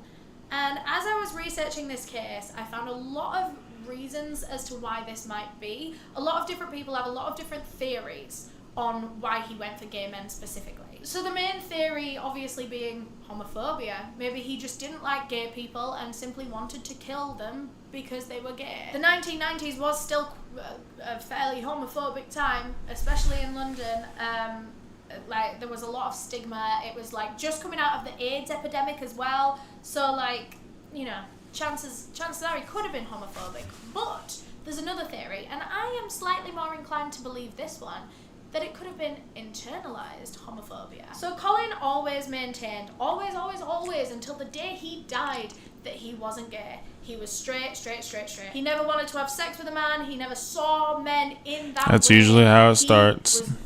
He was so adamant. Super defensive or something. I don't know. Maybe Colin himself liked men, but didn't allow himself to like men. He suppressed that feeling inside him, and this might have manifested in internalized homophobia. He might have seen gay people that are out of the closet and living their lives and having relationships with other men, and he might have been jealous and like started to resent them and hate gay people for living the life that he inside really wished he could live. Maybe he was just scared to come out at the time because of all the stigma and the AIDS epidemic. People were still having these awful like views and beliefs around that, despite things being disproven at this point. But like I said, Colin always was adamant that he was straight and he never felt that way towards a man before, which also in itself, when someone protests something a lot, that sometimes means that they're trying to hide something. I don't know. I don't want to speculate about his sexuality too much, but I think those are two very interesting theories. And I think one of them's probably right. He does go. I mean, I guess kind of like Jeffrey Dahmer in a sense. That's what Jeffrey did. There's no way of really knowing where it came from, but bottom line is he was a homophobe and he did say these things. Whether it was because he himself was gay and he didn't want to accept it, or whether he was straight and just a dick, we don't know. Either way, he was. Another thing that people talk about that could have influenced why he chose gay men is potentially his childhood trauma from the sexual harassment that he faced as a child at the arcade. These older male predators had made him feel so uncomfortable and so violated as a child that maybe now as an adult he associates all these negative feelings with gay men. Undeservingly, of course. Being gay doesn't equal paedophile predator. There's no correlation between those. It just so happened that the paedophiles that were preying on him as a child were men. They weren't interested in 10-year-old Colin because he was a boy and they were gay. They were interested in 10-year-old Colin because he was a child and they were a paedophile. But in Colin's head, this is how this theory goes anyway, in Colin's head maybe all of that was messed up and he couldn't he couldn't tell himself that he just blamed gay men for the trauma that he'd faced as a child, and now maybe he wanted revenge. But another factor, this is the last factor I think, as to why he might have chosen gay men, is actually because of the AIDS epidemic. I think at this point in like 1993, we were just coming out of it. The UK was definitely still on the back end of like. I do remember people talking about that heavy still in the 90s. This was still a time when people were still kind of scared to shake hands because they feared it could be passed through just touching someone. She would pass through the air. Well, actually, I think people might have been a little bit more educated by the 90s, but people were still No. hesitant to be in contact with potential carriers, which sadly made the gay community very, very stigmatized around this time. And some people think that this is exactly why Colin targeted the gay community, because maybe police would be less willing to investigate the murder of a gay man, less willing to kind of go elbows deep with like forensics and stuff like that, because they were scared of catching AIDS. If this theory is correct, then maybe Colin kind of hoped that the fear surrounding AIDS would prevent a proper investigation being done on his murder victims, and therefore certain pieces of evidence wouldn't be picked up. It would just be a lot easier for him to get away with murders if police weren't looking into them quite as closely. And honestly, I do kind of believe this. I do, because Colin... So at this point, he'd already made the New Year's resolution. He knew that next year he was going to become a serial killer. But for the rest of this year, 1992, he was going to do his research. He was going to go in depth. Oh God, ow. He wanted to make sure that he was going to be a successful serial killer, and he was figuring out all the little tips and tricks, and he was figuring out all the police's methods on how they do things and how they investigate things so that he knew how to get around it. And honestly, that's why I think that theory makes sense, that he chose gay men because of the AIDS epidemic, because he'd kind of researched police and he knew that they still weren't properly, treating gay cases the same as straight ones. Some of the other things he was researching were like criminal profiling, geographical profiling. If you don't know what profiling is, it's a technique used by police where they can basically look at like a crime scene or whatever when they don't have any suspects, and they can deduce from the crime certain things about the killer based on how they went about it. So say for example a murder victim is killed by someone's bare hands, police could look at that and think, right, well, their killer is probably bigger than them, stronger than them, heavier than them, probably a male. More often than not, if someone's killed with bare hands, it's a male that's done it. So, they can kind of, take all these little clues from how the crime was carried out, and they can figure things like that out. But Colin knowing about this technique meant that he could think ahead and think, okay, well, I won't commit crimes in my all the town. cops and investigators are playing catch up with criminals. That's how it is. He was going to travel to commit. They're never ahead. He was going to travel all the way to because they have to know the tactics of the criminal. than most people in the whole of England, so that, I don't know, hopefully he could fly under the radar there. And it was far enough from his home that it likely wouldn't be traced back to him, you know? He thought this was a great idea, because that way he could just like dip in and out of London whenever he wanted to commit a crime, and then he could travel back to Essex and leave London police to just be like scurrying around the city trying to find a killer, not knowing that he's 40, 50 miles away on the coast. So Colin got researching, and he found a pretty famous gay venue in London at the time in the 90s. It was called the Colhern Pub in Knightsbridge. The Colhern Pub had been going for quite some time. It wasn't always a completely gay bar.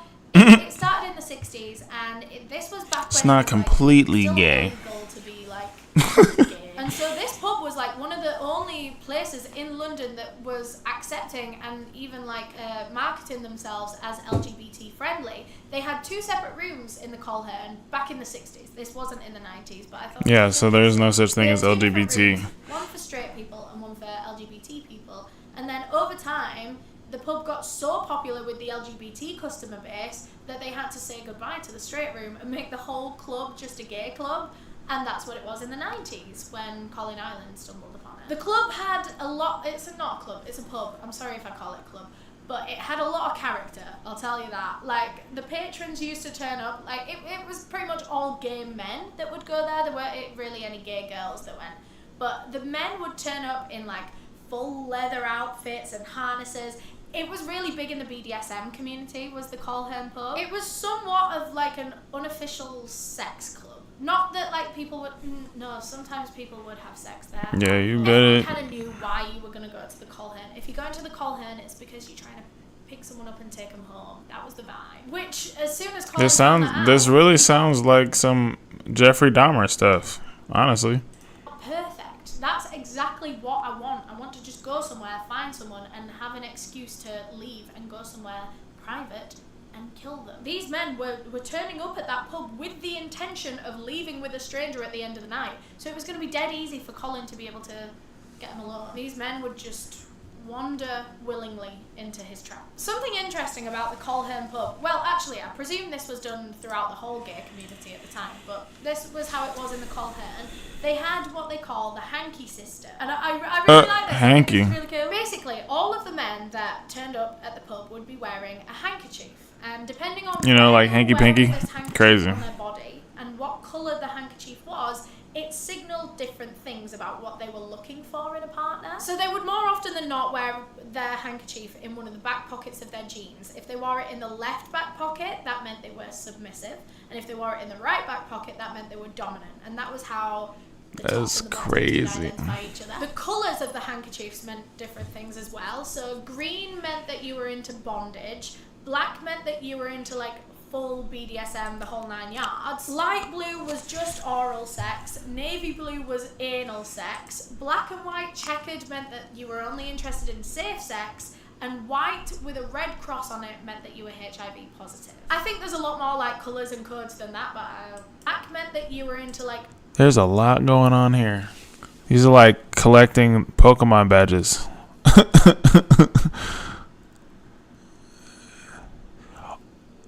Red is wild. Red is wild. I am not going to repeat this stuff. Red is wild. Like scat? Like scat? Like doo-doo? That's crazy. Into piercing. That's wild right there.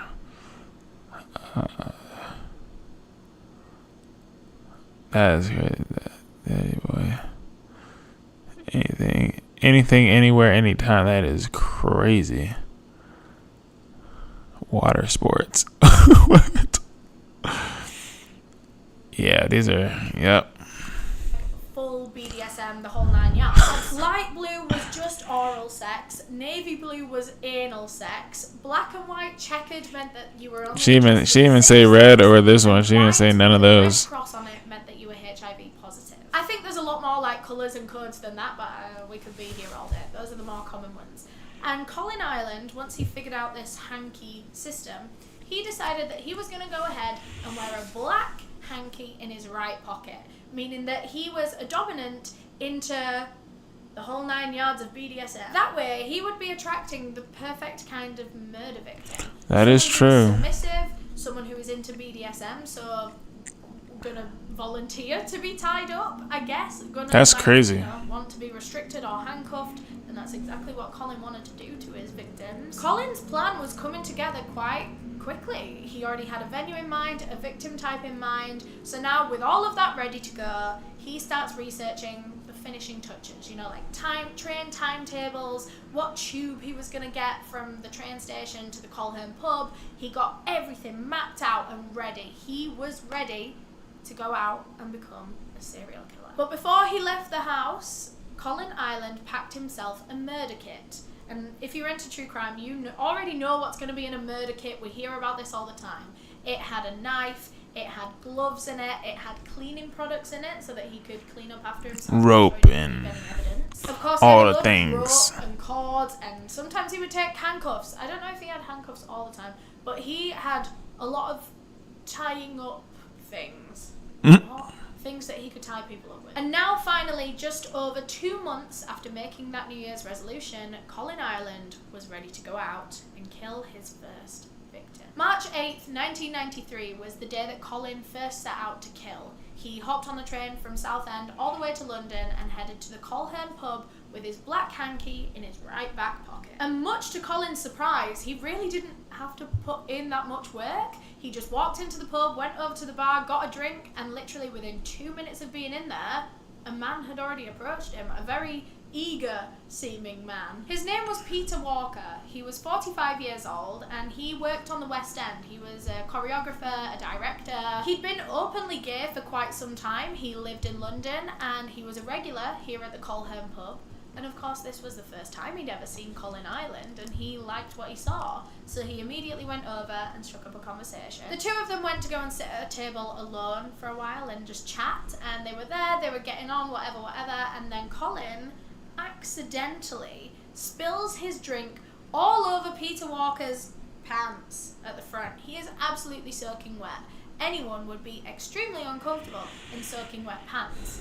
And this was exactly Colin's plan. This gave them the perfect excuse to leave the pub and go back to Peter's house where he could dry off and get changed into some clean clothes. But of course that wasn't going to happen. Peter thought they were going to have sex. Colin knew that they weren't. So they get the tube back to Peter's apartment in Battersea, and as they were on the tube there, Colin gets the chew. Out of his bag and that's what y'all guys call the train, the chew? That's insane. I've never heard that one before. The chew. Might as well say choo-choo train at like. Colin knew that they weren't. So they get the tube back to Peter's the apartment chew. in Battersea, and as they were on the tube there, Colin gets the gloves out of his bag and puts Get them on the chew. before they even get to Battersea. And I don't know what Peter thought of this. I wonder if he noticed. I wonder if he thought anything. So either way, they get back to Peter's flat and things start getting... Of course he didn't. No, because he had the black flag in the right pocket. So before they headed up to the bedroom, he went and locked the dogs in the living room so they were out of the way. They wouldn't disturb them. So they go to the bedroom, and of course it was pre-established based on the handkerchiefs in the pocket that Colin was going to be the dominant one, Peter was the submissive one, and Peter immediately got into position. He whipped his clothes off, got on the bed, and he was ready to be tied up. So Colin did it. He got out the cord, he tied Peter to the bed. I think it was a situation where it was wrists up there, ankles, tied to each post of the bed. He gagged him, and then once Peter was restricted, unable to move or talk or scream, the mood in the room quickly switched. Colin reached to the ground and grabbed the belt that Peter had just taken off, and he started playfully whipping him with it. And at first Peter's going with it, this is all part of what he'd signed up for. But over time, Colin is getting harder and harder with these belt whips to the point where it was now excruciating for Peter. Peter was practically begging him to stop. He was just saying, I don't want to do this anymore, I don't want to go through with this anymore. But Colin ignored every single plea. And eventually, when he was bored of the belt, he moved on to his next torture method. He got out a lighter and began burning Peter's pubic hair with it, demanding that he give over the PIN number to his bank card, which Peter did very quickly. So Colin dropped the lighter and left the room for a minute or two, leaving Peter still tied to the bed.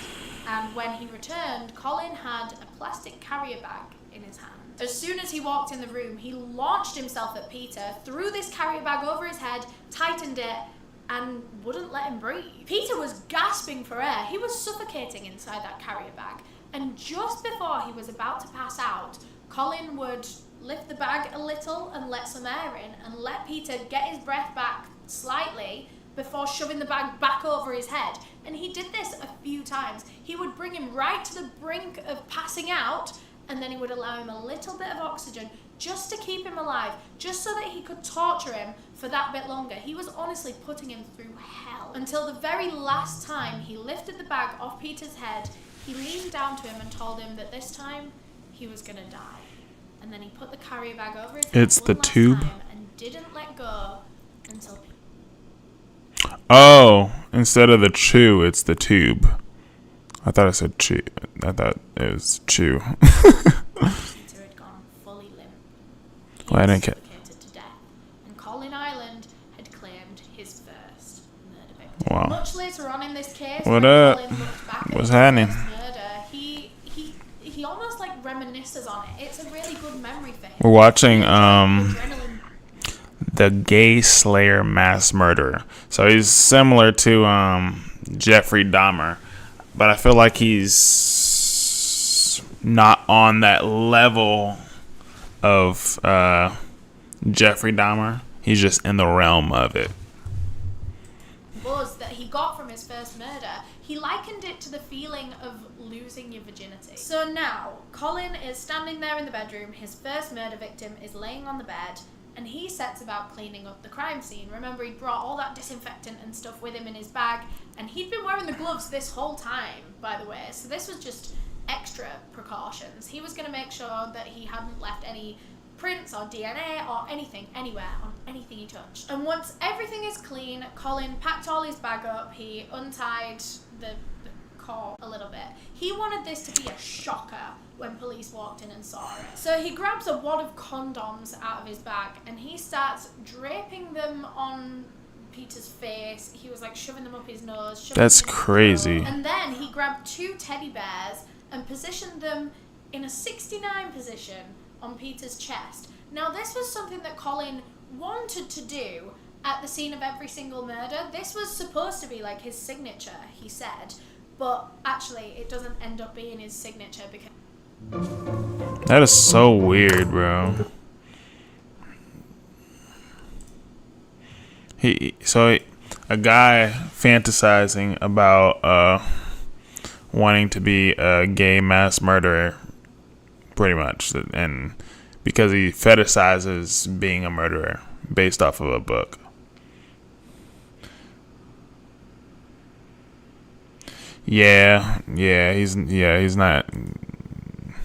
He's not chopping bodies up and stuff toys in that house. Like, he was gonna try and position and eating them. stuffed animals or toys in sex positions on his victims, but he only managed to do it like once or twice. But yeah, after that, so he's staged this whole crime scene, he's packed his bag and he's ready to leave, but he doesn't leave just yet.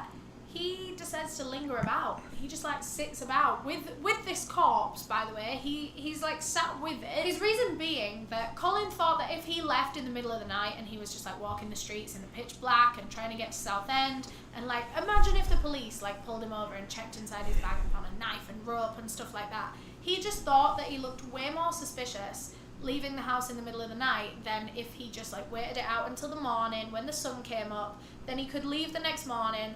It would look like any other regular hookup that he was just like leaving the next day. And that way he could like easily slip into the busy London like rush hour of everyone trying to get to work first thing on a morning. So yeah, he waited until about 7 a.m. the next morning and then he left Peter's apartment. But before That's he left weird. London, You just have like a dead body just sitting there £200 in cash from Peter's while you just card, take a nap. somehow ditched the card, hopped on a train back to Southend and waited. He was really excited to see his murder that he committed on the news. That's Murder like the first thing he did. As masterpiece. soon as he got back to Essex, he like put the TV on and he was waiting for for them to report on this crazy murder that had just happened in London, where this guy was found with like condoms shoved in his nose and his throat, and these bears were found 69ing on him. Like, but that news report never came. And that's because police had actually already found Peter Walker's body at this point in time. They had found this dead body, but they didn't think it was a murder. Why? He had condoms literally shoved in his throat and in his nose, but for some reason they didn't think this was a murder. They thought that this was just BDSM sex gone tragically wrong and someone had lost their life as a result of it, and maybe the other sexual partner panicked and ran away, didn't want anything to do with this. That's kind of what the scene It's kind of wild. like to police. But that frustrates me because I think they were way too quick to rule it that way. Like, I mean, the guy had condoms shoved up his nose and down his throat, for goodness sake. I don't think that's a normal occurrence. As if the dude's neck was slit. That's not what happened. So, guaranteed anybody in the police force that they worked with didn't experience anything like that. So, I'm pretty sure they just wrote it off as that. Like crazy fetishes, but I've never heard of that one before. And I can understand where the police are coming from because it is very clear that this man had died in some. You've seen her channel before. Her videos are actually pretty good. I appreciate how expressive she is and how genuinely educated she seems about the subject topics. Yep, most definitely. Kind of sexual interaction. So I don't. Who was to say that? She definitely She definitely has to have a team behind her to get all the information, but to have it drawn up and then deliver it how she is, it's pretty good. Condoms in his throat wasn't consensual. I don't know. Like, that'd kill someone, surely. Surely that's not. Charlie. I don't know why it was ruled as accidental, honestly. I mean, the condoms in the throat is kind of the only suspicious thing about it, because everything else about it did seem like kind of just like, you know, regular fetish, like BDSM stuff. The burning of the pubic hair, the ties on the wrists, like. People be doing that, you know? So I can understand why it was ruled accidental. And again, something else that backs that theory is that there were no signs of forced entry on the home. It didn't look like anyone had like broken in with intent to murder him. So that means for him to get finally caught up, obviously, with all these murders, he had to be like, well, I killed the guy with the condoms in his throat too. I guarantee you that's what he did, because nobody probably asked about it.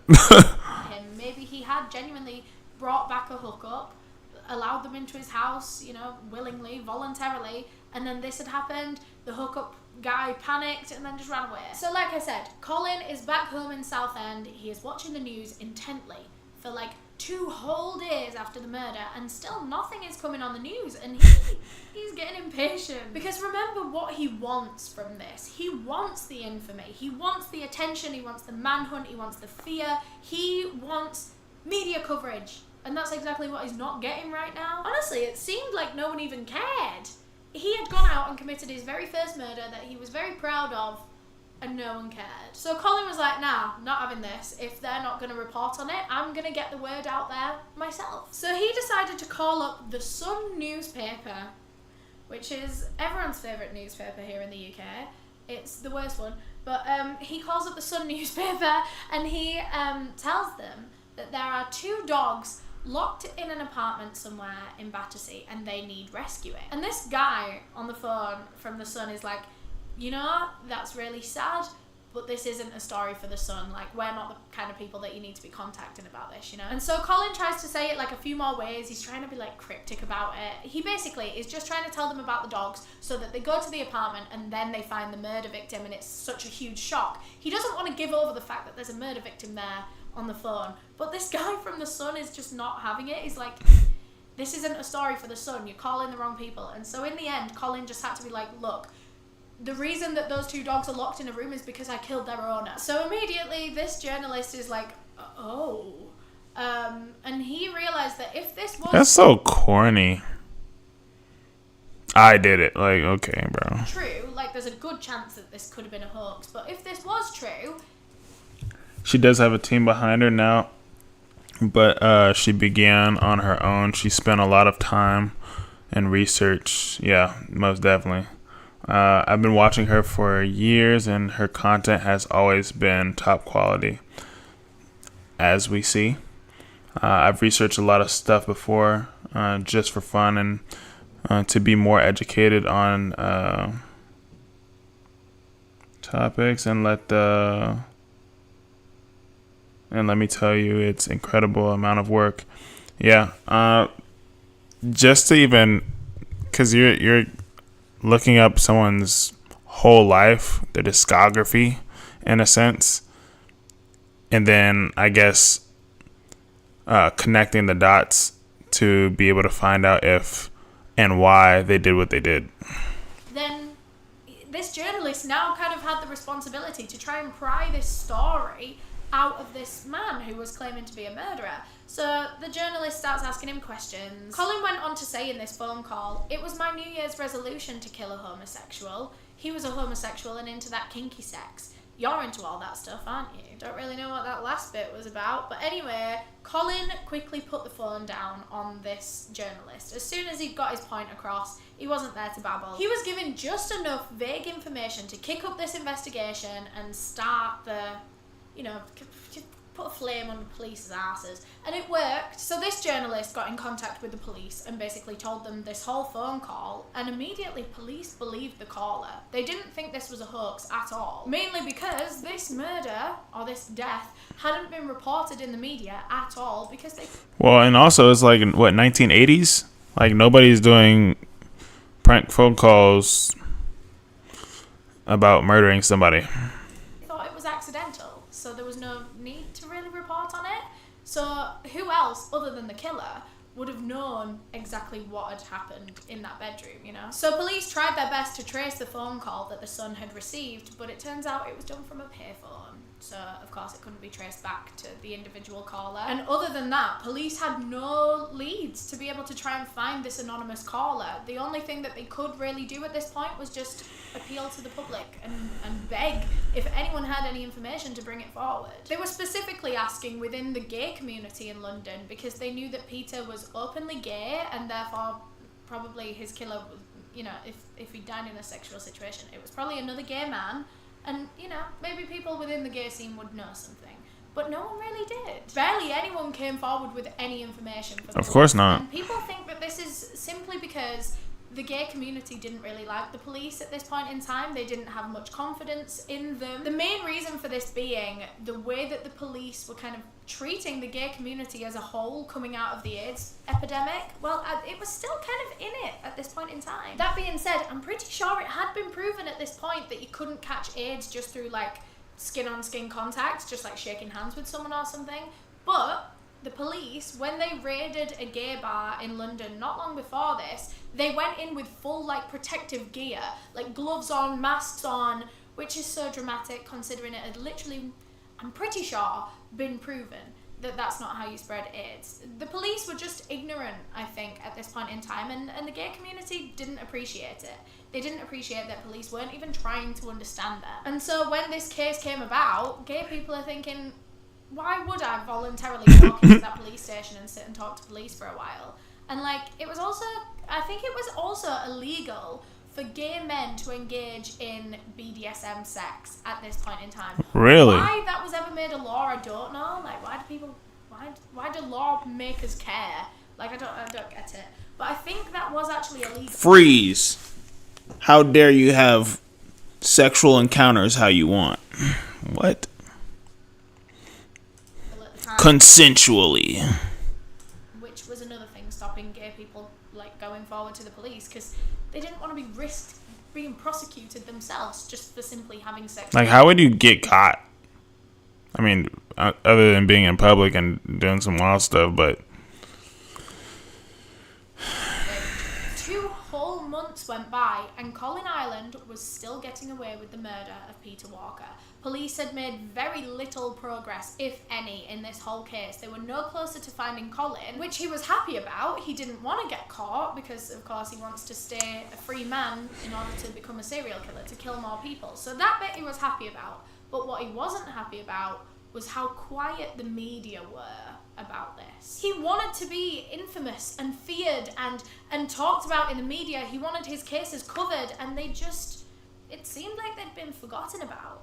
And so Colin decides he's going to give them something else to talk about. He starts planning Yeah, Problems? that's exactly what I was saying. I was saying it's very similar to Jeffrey. It's in the area of Jeffrey Dahmer, but it's not quite Jeffrey Dahmer level.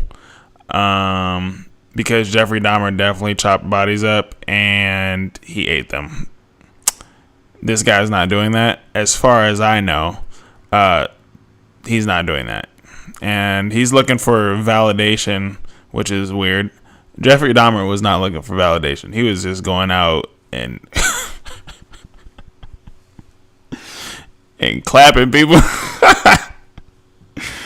Insane logic, like what?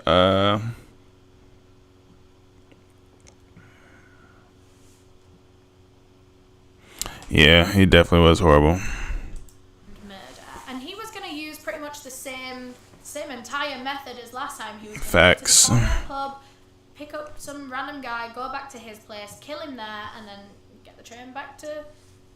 Where's it then? Southend. For someone that had researched serial killers so much in advance, he does a lot of like stupid giveaway things throughout this case. Like, he goes back to the exact same place to pick up victims every single time. Which, like, maybe at this point that would be fine, but as you get into like your fourth, fifth victim, like, that's a person then. That look she just gave is hilarious.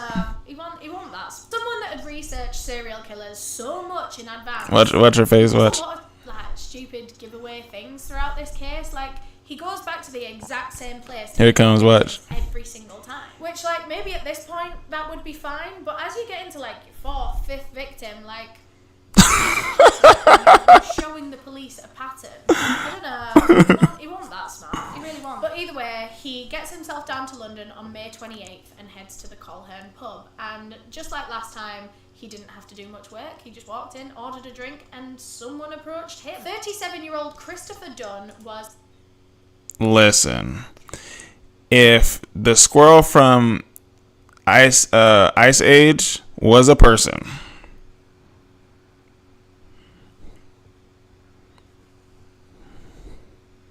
bro. Hey, appreciate it. My exact reaction.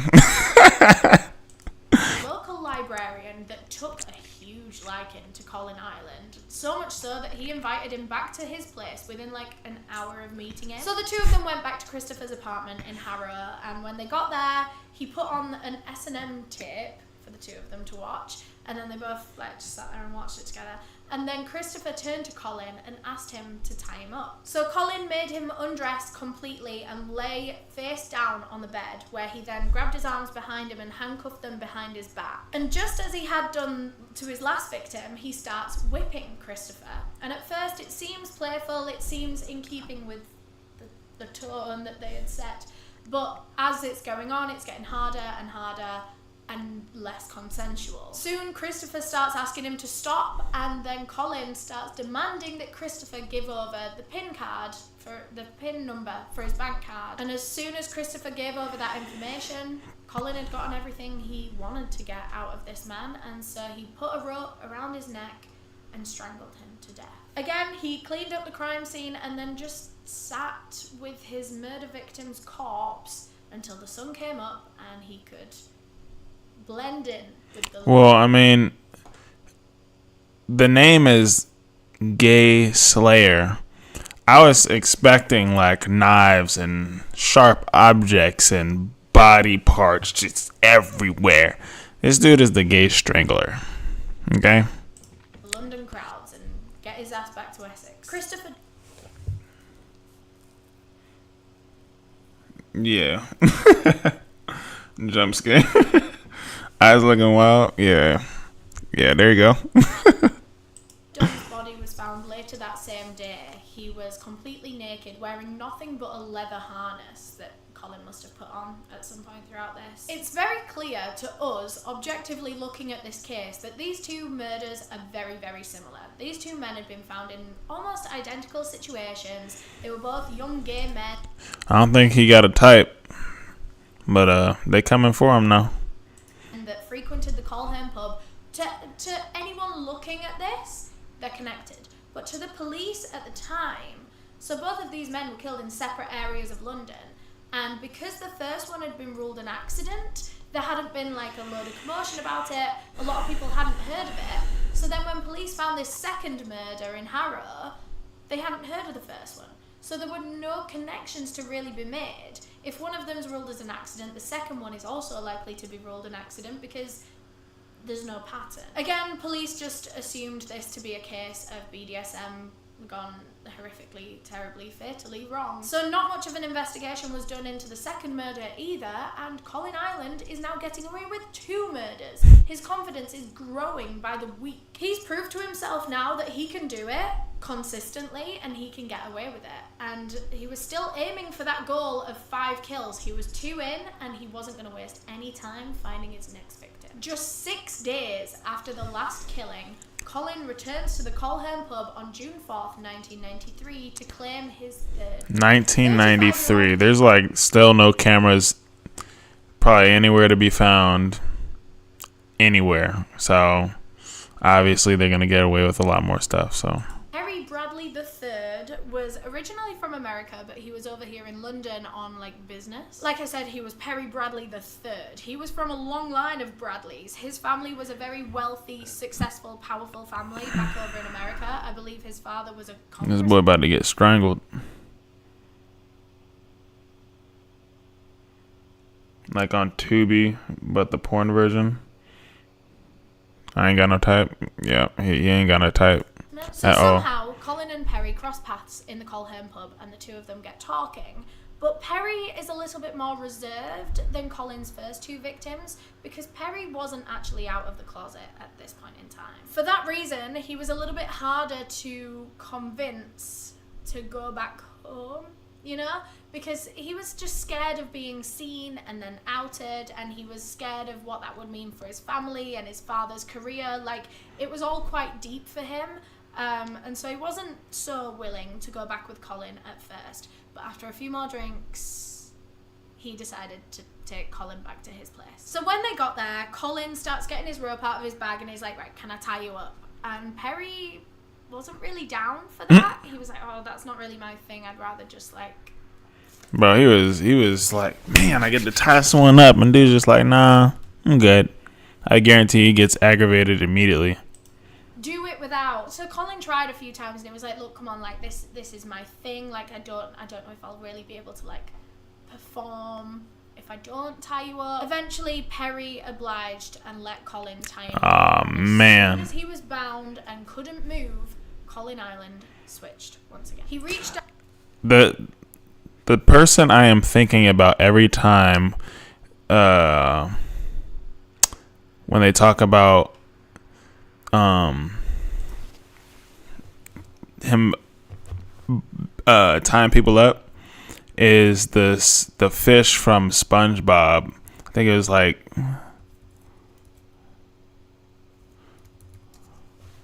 Strangler. This is the fish that I keep thinking of every time he says he's tying somebody up. This is what I'm thinking about every time. Wanted, the Strangler. This is exactly who I'm thinking about right now. Like he starts laughing, hands all grody like that. That's how I'm thinking of the. That's how I'm thinking about him. Down into his bag, grabbed another cord, tied it into a noose, and then put it around Perry's neck and slowly. Is this a PC game or something? Like, what do you do? What do you mean? Have a kill goal? I'm saying he's trying to get achievement points. The hash slinging slasher. I thought he was gonna be the slasher, but he's the strangler. As he was demanding that he give over his PIN code for his card. Of course, Perry did it very quickly. He didn't want him to tighten this noose around his neck and kill him. When Perry gave over the PIN code, Colin did drop the noose. Like, he left it around Perry's neck, but like he wasn't. Oh, he probably gonna get away. And he just turned around and started ransacking the house, I think. He was looking for other things to steal or, like, if there was any cash laying about. At one point, he turned to Perry, who was obviously still tied up on the bed, and he was like, you might as well go to sleep. Like, this is going to be a long night. I plan on being here, ransacking your house for a while, so you might as well get some sleep if you can. And Perry did. He fell asleep there, still tied up while this. I ain't never heard that before. Never in my life. Be like, the murderer's just like, go ahead, get some sleep, bro. Like, it's gonna take a little minute. You know what I'm saying? Like, I'll get with you later. Oh no, okay. What? This strange man that's just robbed him is now lingering around his house. And this proved to be. Go get you some sleep, bro. Go get you some sleep. Because, well, actually, Sleep is on me.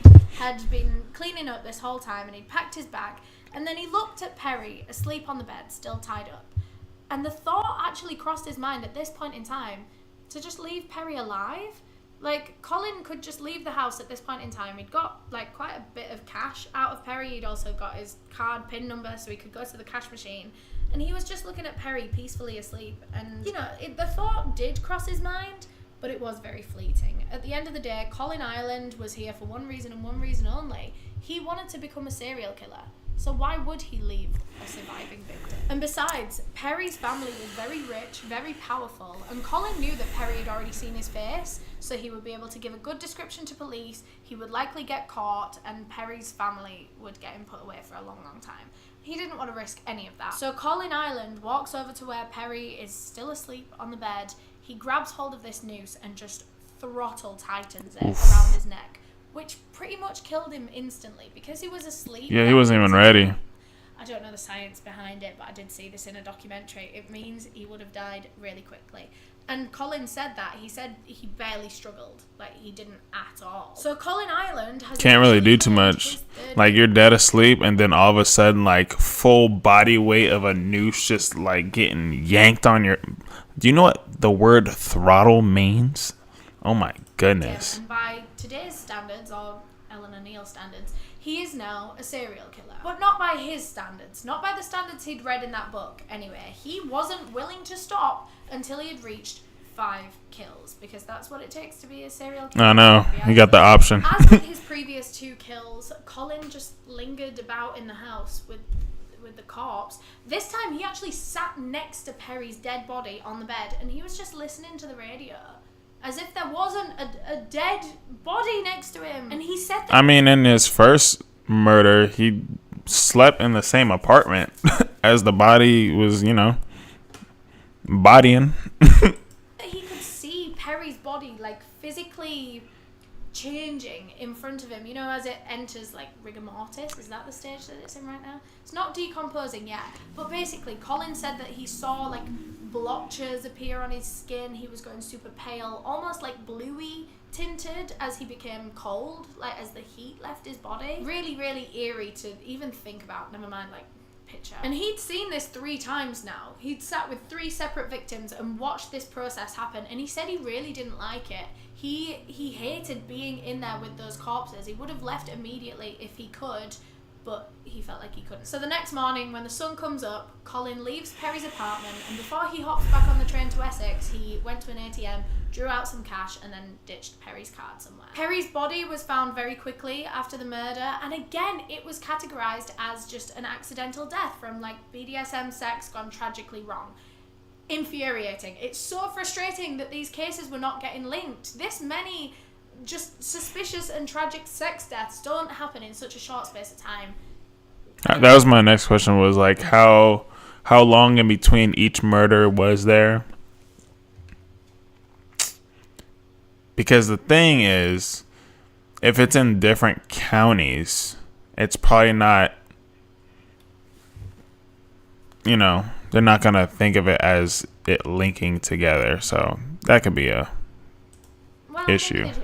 I don't know. But I don't know, it just seems silly at this point that you found 3 young gay men of all the same, you know... I don't think young is, you know what I'm saying? Young? Infuriating. It's so frustrating that these cases were not getting linked. This many just suspicious and tragic sex deaths don't happen in such a short space of time. Well, maybe they do. I don't know. But I don't know, it just seems silly at this point that you found 3 young gay men. Young. The same, you know, like victims. They all had receding hairlines, probably besides the first one. Like, not even receding. Them hairlines were thrown back. Type. dead in very similar situations, if they'd have just looked You got a into misunderstanding for the first time, but wait, what? Okay, I got the misunderstanding the first time, but 3 whole times. What do you mean? Are you talking about like the 3 deaths that a happened? little bit more, they would have found that all 3 of these men went to the Colin pub on the night that they died. That is such a link between these 3. But they didn't. They didn't really look into any of these cases because they just wrote them off as accidents as soon as they saw them. A lot of people think that this could be down to homophobia within the police force, and I have to say I think so too. They knew that there was a possibility of foul play, and I think they just... Well, if you think of it, in Jeffrey Dahmer's case, Jeffrey Dahmer wasn't a racist, but when you look at the providing evidence, most people that he killed were black, but he wasn't racist though. So I think it's still this. It encompasses the same narrative, not necessarily homophobic, but that's it. I feel like any person that's committing a crime or a serial killer, they always prey on the weak. So, being in that era, nobody's paying attention to that side of, people's lifestyle. And it was definitely looked down upon a lot. So it's even easier to do something as such as that. I mean, I feel like this is in the same era as Jeffrey Dahmer. So it's not a surprise. It took a while for Jeffrey Dahmer to get caught. And his neighbor was snitching on him the whole time. Didn't care to look into it that much. They just kind of wanted to get these cases over and done with as quickly as they could. And there was reasonable grounds to think this could have been, all these deaths could have been accidental. So that's just what they ruled it as, just to get it out of the way. At least that's what I think, personally. And the reason I think this is because had this been 3 young women that were found in the exact same circumstances, they'd all been killed in some kind of BDSM sex gone wrong in such a short space of time, damn well police would have connected all of those by now. There'd be a... What's that dude's name from Washington? With all those girls? Y'all know who it is. Something Bundy. Ted Bundy. Ted Bundy, took a while for Ted Bundy to get caught. So that's not the case. Citywide He literally killed in the same area. He didn't go really nowhere else. for a serial killer had that been 3 women. That is just my own... And I think it was somewhere around 30 to possibly 50 women that he killed. So in comparison to 3-4 people this dude killed, bro, it's not. Come on now. Personal opinion there, I think that probably was a factor. I think it was. But I think another factor, in this case specifically of the murder of Perry Bradley, I think... Look, she said young. Look at that hairline. Come on now. There's nothing young about it. A lot of it had to do with his father and his family and stuff like that. His case wasn't looked into and covered that much because as soon as his family found out... I bet you they didn't believe it. They said, no way. They were so shocked because they didn't know that he was gay. He'd never once hinted or come out to anyone. He had always been too scared to be himself at home with his family. I don't know whose idea this was, and I can't say for certain that this did happen because this is just rumoured on the internet. And that is that Perry's family, with his father being a congressman, they specifically asked the British police not to really talk about Perry's murder that much, and specifically not to disclose his sexuality if they do talk about it. And the Whether you're a fitness or Hey, bodybuilding the gay slash about to be irritated. He'd be like, oh, they didn't cover it. Man, he should have been, in this era, he would have loved the validation. He would have been on TikTok and everything, guaranteed. Well, that's the theory. That's how the theory goes. That conversation was had, and that was why Perry's sexuality wasn't spoken about at all in relation to this case. Which, again, I think hindered it because the fact that they were all young gay men at the Colin pub, which is a really big gay spot in London, I think that Like, that's an obvious connection between all these 3 dead bodies, yet they're taking that connection away from Perry. It wasn't common knowledge that Perry was gay, and so I think that really threw off the future of this investigation, because it didn't look like that case was directly linked to the other 2. Had people known that Perry was gay, then they might have connected the 3 a bit quicker. So yeah, still, no links are being made. Colin Ireland has now killed 3 people, and he's still getting away with it. He is continuing to murder people right under police's noses. And Colin is getting more and more frustrated by the day, because he wants to be known. And he is literally going out and killing Bro, how many... He's been given so many chances over the course of time. It is, like...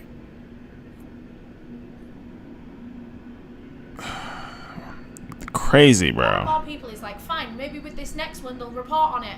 And he gets home, and they don't report on it. This has happened 3 times now. He could have literally stopped and just, like, started working at McDonald's, and nobody would have ever known, and...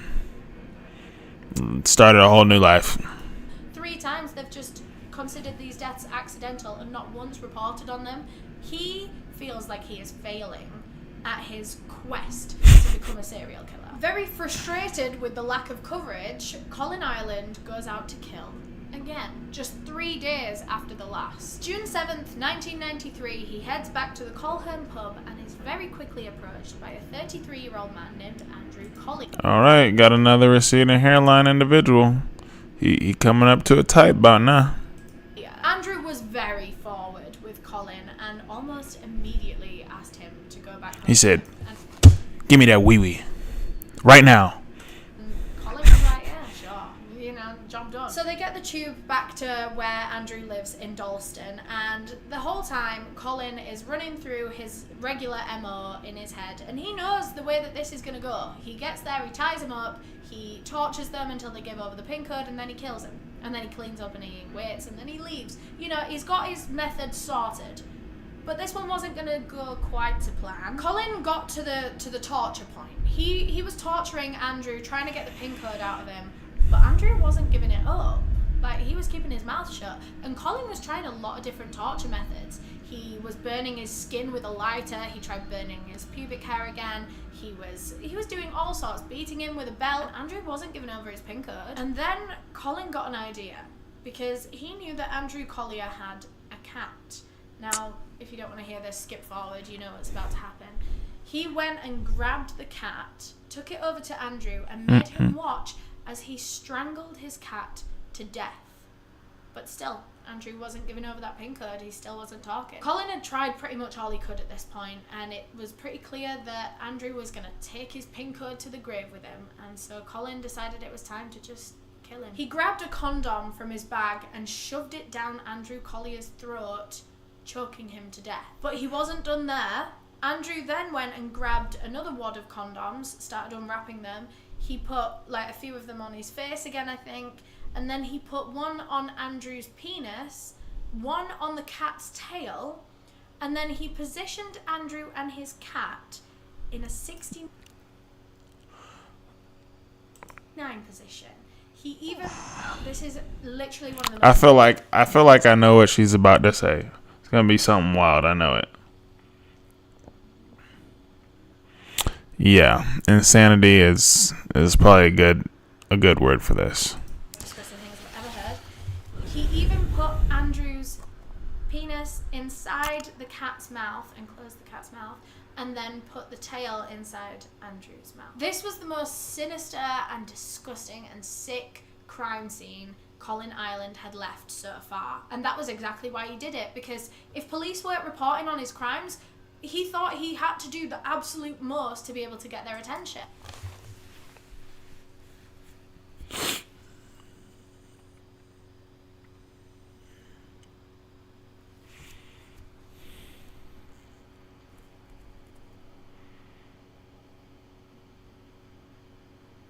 Put this man in the dungeon.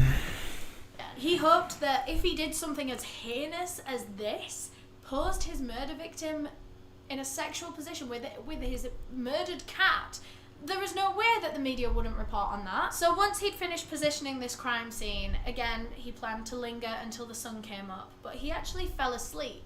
And then he was awoken a few hours later to a lot of commotion outside.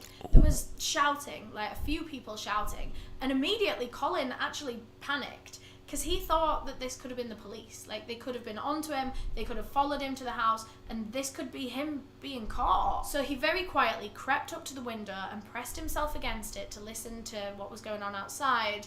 And that was when he realised it was just like a street fight. It was completely irrelevant to him, and so he went back inside the apartment and fell back asleep until the sun came up. What's up, brother? Police found Andrew Collier's body a few days later, and finally this was the first one of the deaths to not be ruled an accident. They immediately thought foul play, obviously, because obviously the cat had been killed and positioned and everything. But there was also something else that stuck out to police, and that was the strange use of condoms. This was something that they recognised. They'd seen this before, just a few months ago, with the death of Peter Walker. He too was found with condoms shoved down his throat, and this isn't something you see often. And so immediately they start making vague links between at least those two cases anyway. So one of the first things police did, now that they were considering this a murder, this was the first one that they'd actually considered a murder, so this was the first investigation that they were doing on one of Colin Ireland's victims. So the first thing they did, they brought in the forensic teams to have a look for like DNA, hairs, fingerprints, anything like that. And for a while they were really losing hope because it was obvious that the killer had cleaned up after himself. Like, there was nothing to be found. Yeah, because he already starts with like gloves. I'm pretty sure he barely touches his victim. Because he just chokes them with rope. So he ties them up, chokes them, spanks them with the belt, crazy. Forces condoms down their throat. And yeah, that's about it. He doesn't, and he always wears gloves, so it's not going to be too much evidence going on. It was until they did the fingerprint tests, and nothing was found anywhere near the body. Like I said, they were losing hope. And then randomly, on the other side of the room, they found one singular fingerprint that seemed to be the killer's. It was on the window pane. Remember, Colin had heard that street fight in the middle of the night, gone and pressed himself against the window to listen. Ooh. He done messed up because he went to sleep. He done forgot. And then when he cleaned up, he must have forgotten that he touched the window. So now police had a fingerprint of their killer. And at this point in the case, it really wasn't that useful because I don't think the fingerprint database was a thing yet. And if it was, Colin Ireland wasn't on it because the crimes that he committed in the past weren't done while the fingerprint database was a thing. So basically, Colin had never had his fingerprints taken.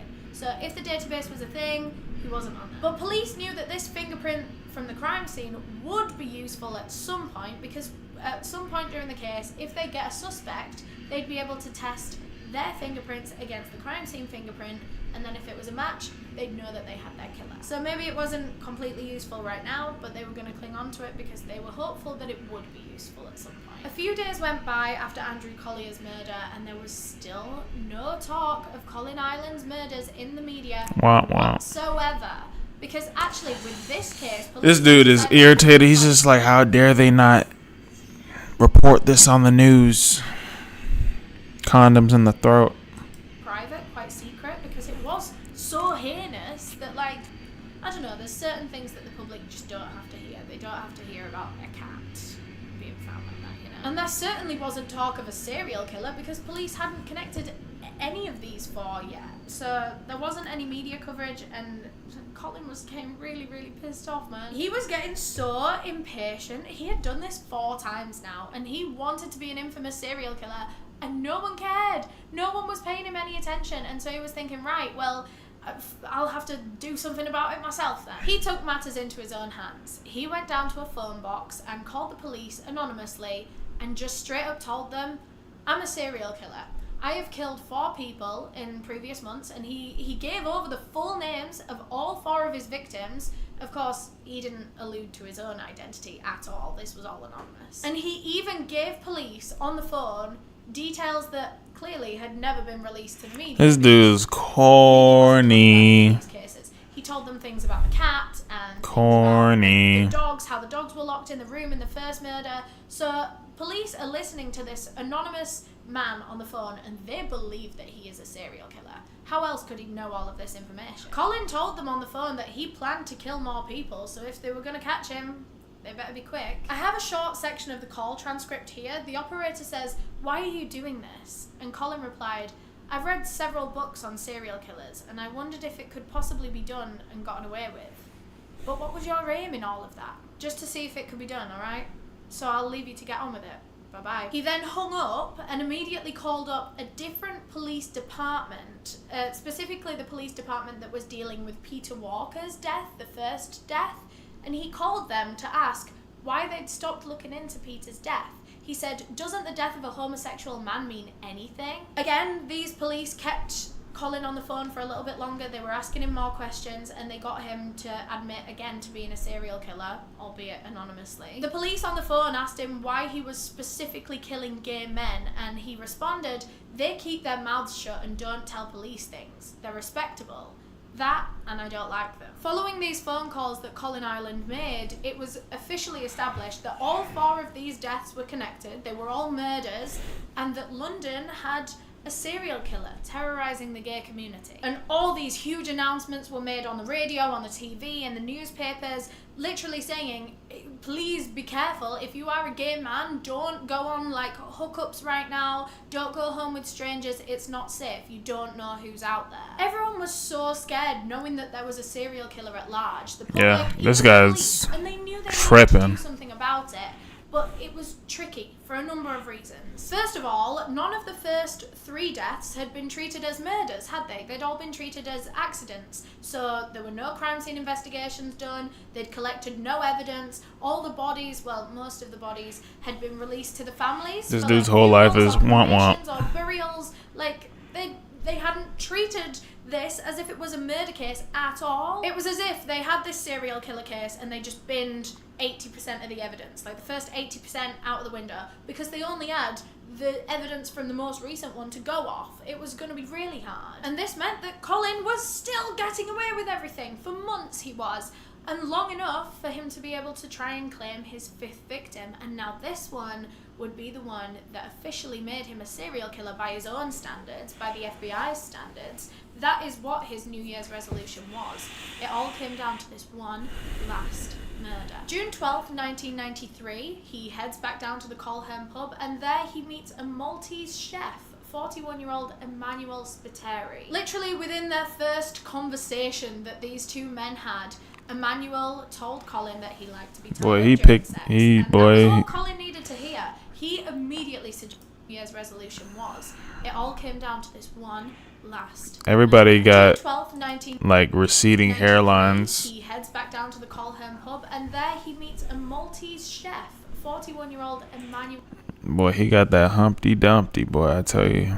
Spiteri. Literally within their first conversation that these 2 men had, Emmanuel told Colin that he liked to be tied up during sex, and that was all Colin needed to hear. He immediately suggested that they go back to Emmanuel's place. Once they got back there, he handcuffed... I guess there's no like real way of vetting somebody when that stuff is more so looked at as illegal to do. So yeah. Cuffed Emmanuel, bound him with rope. All of that was consensual, but once he was tied up, Colin switched and immediately started torturing him for the PIN number of his bank card. This eventually ended the same as the other murders had. He ended up strangling Emmanuel to death and then lingering in the apartment for hours until leaving the next morning. But before he did, again, at the scene of this crime, he wanted to make an impact. He wanted to make a statement to police because so far they've not been reporting on him, have they? I think this case is the only other one where he managed to like position some stuffed animals. I don't know much about it in this instance, but I think he only managed to do that twice out of the 5 victims. But he wasn't done there.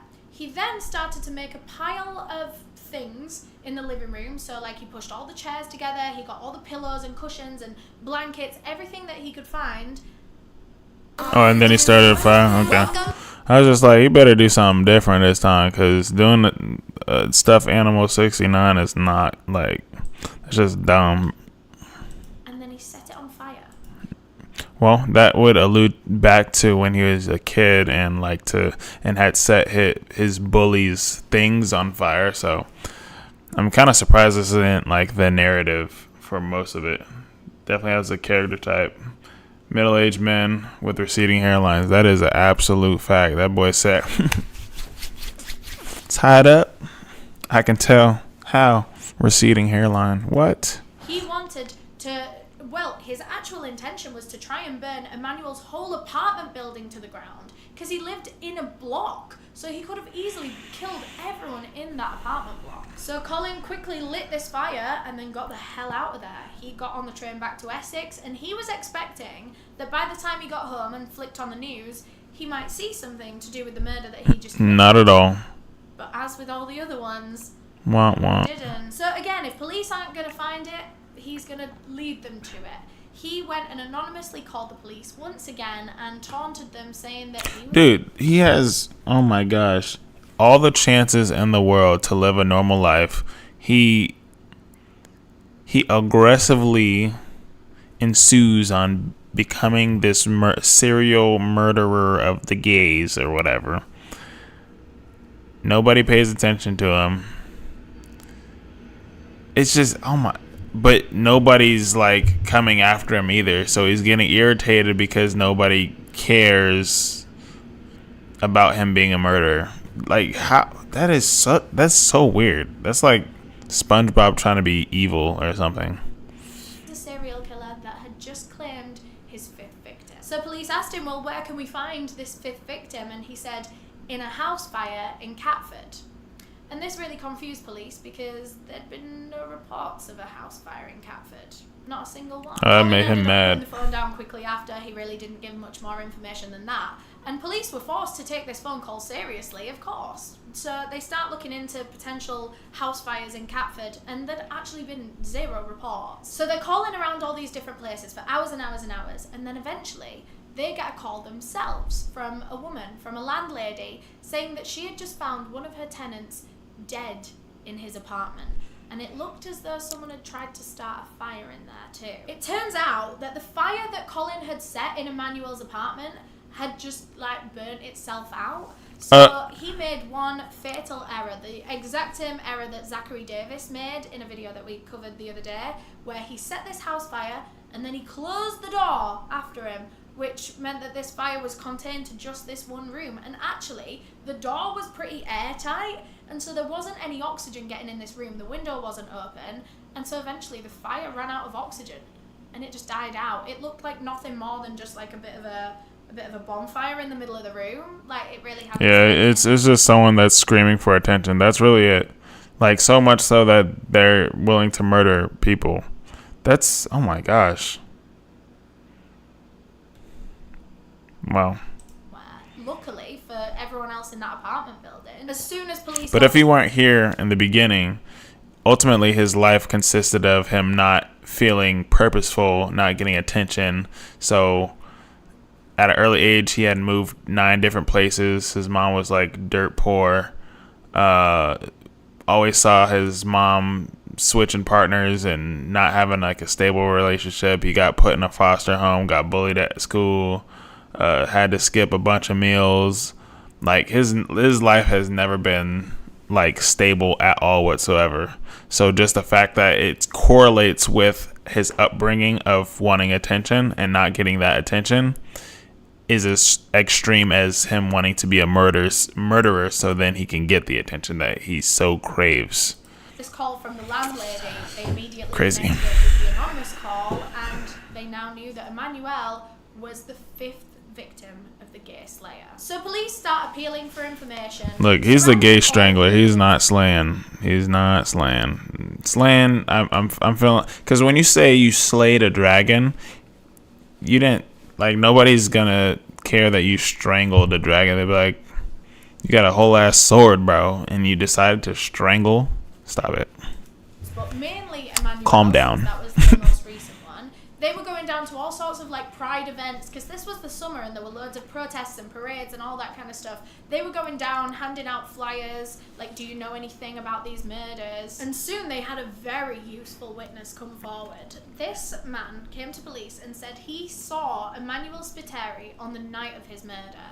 He actually got on the same train as him from Charing Cross Station, and Emmanuel was with a man the whole time. He was going home with a man. So this was a huge help to police in two ways, actually, because this witness had got a good enough look at the man that was going home with Emmanuel that he could give a description and they could make a police sketch, like an EFIT sketch. Wow, what the killer might that be. looks like he was the first human caveman.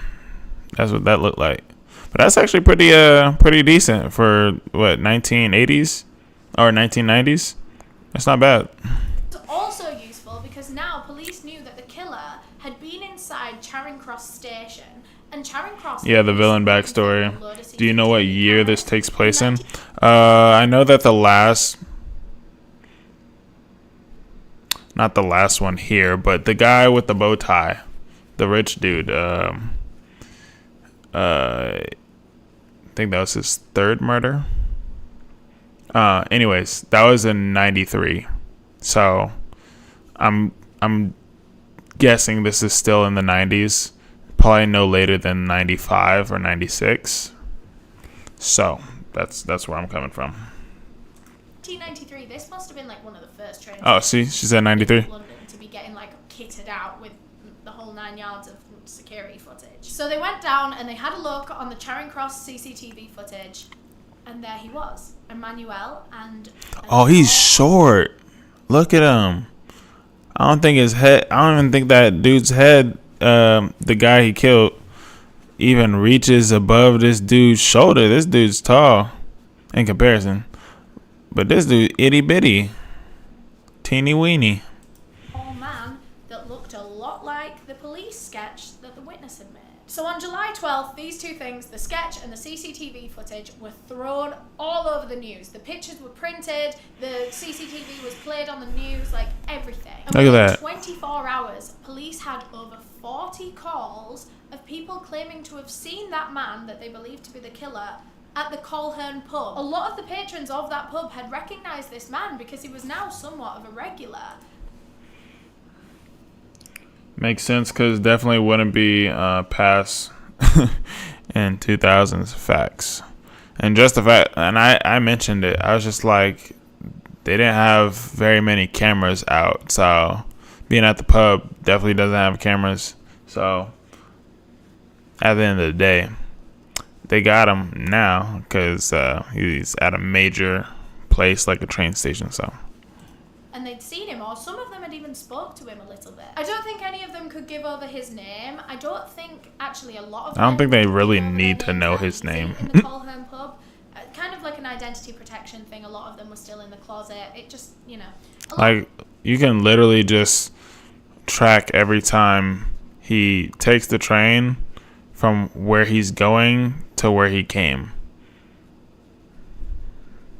A lot of them didn't share names, so a lot of them didn't know Colin's name. In fact, I don't think any of them knew Colin's name. Meanwhile, Colin is back home in Essex, and he sees the news. He sees his Oh, he's CCTV gassed footage up. plastered all over every newspaper, all over the news. What does that say? Yeah, see, it says 93.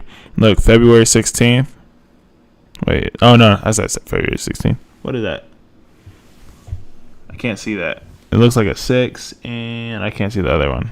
But it's 93 at 12:16. Panic It's a Saturday. starts to set in.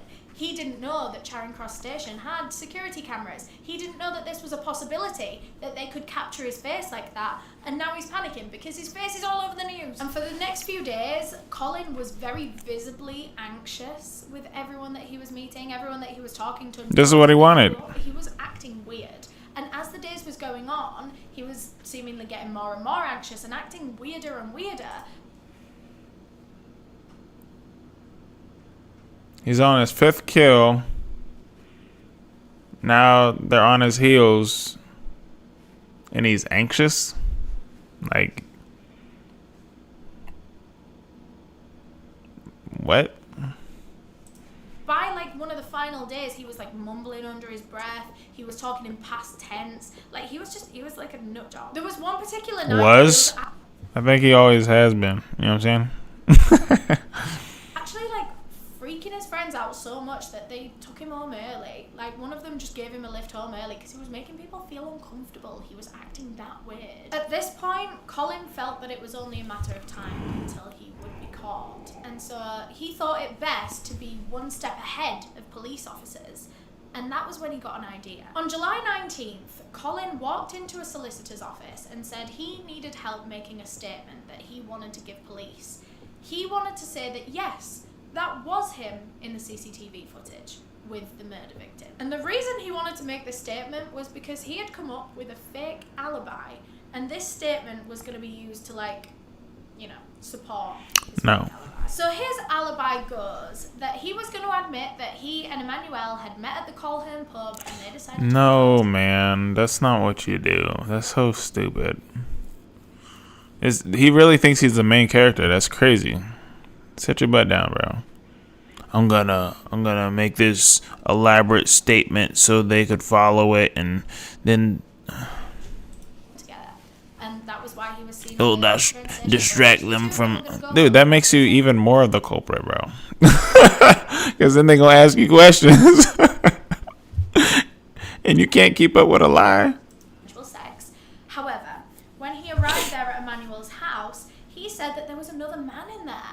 And he had no idea that Emmanuel... Then they're going to be like, what the man look like? How old was he? How tall was he? What skin tone was he? Where, was it his friend? Was it his boyfriend? What was it? Like, they're going to ask you all those questions. And then they have psychologists. They have investigators that are professionals at understanding and knowing body language and can tell if you're lying. Dude is an idiot. And he's been reading these murder mystery books or whatever the heck. And he's just skipping the simple fact of, like, there's real professionals that do this. This dude think he's really the main character. Had intended on having a threesome. Colin said that he wasn't up for that. He thought it was just going to be him and Emmanuel. So when he walked into the apartment and saw another man there, he was like, you know what, this ain't for me, I'm going to go. Colin said he then went home. And so whatever happened to Emmanuel after that point must have been that other guy in the apartment. It's just very convenient, isn't it, that there was another man there that could have done it? I don't know. So yeah, he went to this solicitor's office and he's like, right, help me write this statement. And the solicitor's like, yeah, cool, 1 second, I'll be right back. He goes in the back and calls the police, right? So Yep. See, man, come on now, dog. You're not going to, especially I feel like in any timeline, to tell somebody that, like, oh, you witnessed or could have possibly witnessed a murder and to write a statement about it, that's crazy. Because I guarantee you that's not their day-to-day. Panicking. Crazy. He is very much so a dweeb. He is a weenie. Come immediately and they arrest Colin Ireland on suspicion of being the gay slayer serial killer. I found that really funny, actually, when I read it. That the solicitor was like, okay. Dude, how anticlimactic can you be? You thought it was going to be like in a blaze of glory and slaughtering gay people. Like, bro, you told on yourself. That's whack. I feel like this story shouldn't have been made or shouldn't have been told because of how dumb it is. Like, it's that dumb that it should have been, just because he's looking for that validation, just to be like, bro, you're just gonna get arrested because you're dumb. Like, we're gonna scrape all the murders under the rug like they didn't happen, but you're in jail because you're dumb. That's it. Devin. And like runs in the back and calls the police. Yeah, that's funny. I don't know what Colin thought that was gonna do. I think he thought that like he'd be able to clear his name before police started suspecting him, and then that way he would just look like extra innocent because he like brought himself forward to police to clear his name. I don't know. But either way, he was arrested, bro. So police took Colin down to the station and they did the whole usual, DNA, fingerprints, mugshot, Well, the fingerprint comes in handy now. Fingerprints. Against that fingerprint found Dummy, bro. Collier's house. I even forgot about that. They had evidence that Colin Ireland was serial killer. They finally had this man. So they brought Colin in for like a questioning, an interview, and surprise. This is like the most like story I've ever heard, bro. Like, okay, and what else? He wasn't really giving much up. He wasn't talking. So at this point, police could only really charge him with the murders of Emmanuel Spiteri and Andrew Collier. Watch him be like, but I killed the other 3 too. Loser. They were the only 2 that they had like actual tangible evidence for. But actually, their choice to charge him with just 2 murders at this point in time was strategic on behalf of police, and I love this. Because they knew full well that Colin was responsible for all 5 murders. Okay. Of course he was. And they knew that he would hate the fact. They got him. They did reverse Uno. Bro, oh my gosh, this dude is so dumb. Like, he is so dumb. He is the dumbest person I have heard of 2024. And this was way back in 1993. This dude is 30 years older of dumb, if that's even possible. Like, because I'm just now hearing it. This was back in 93. You're like 30 years dumber. Getting recognition for all 5 of those murders. If he thought that he was only going to get charged with 2 murders, that wouldn't even make him a serial killer. Never mind his standards of 5. And we know that that's what Colin Ireland wants more than anything, is to be an infamous, evil, feared serial killer. He wants everyone to talk about him. He wants the notoriety and the recognition, and police aren't giving him it. They thought that if they only charged him with 2 murders, Colin might get so frustrated that he might just confess to all 5 in order to be known for his murders. And police were proved right within less than 24 hours. Wow, he just His ego got the better of him, and he cracked, and he confessed on video to all.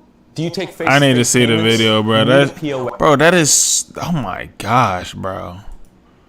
Cornball, man. Still topping the charts 30 years later for for dumbness. Oh my gosh, man. He's just like, your face looks so punchable, bro. Before I had a mass amount of pity.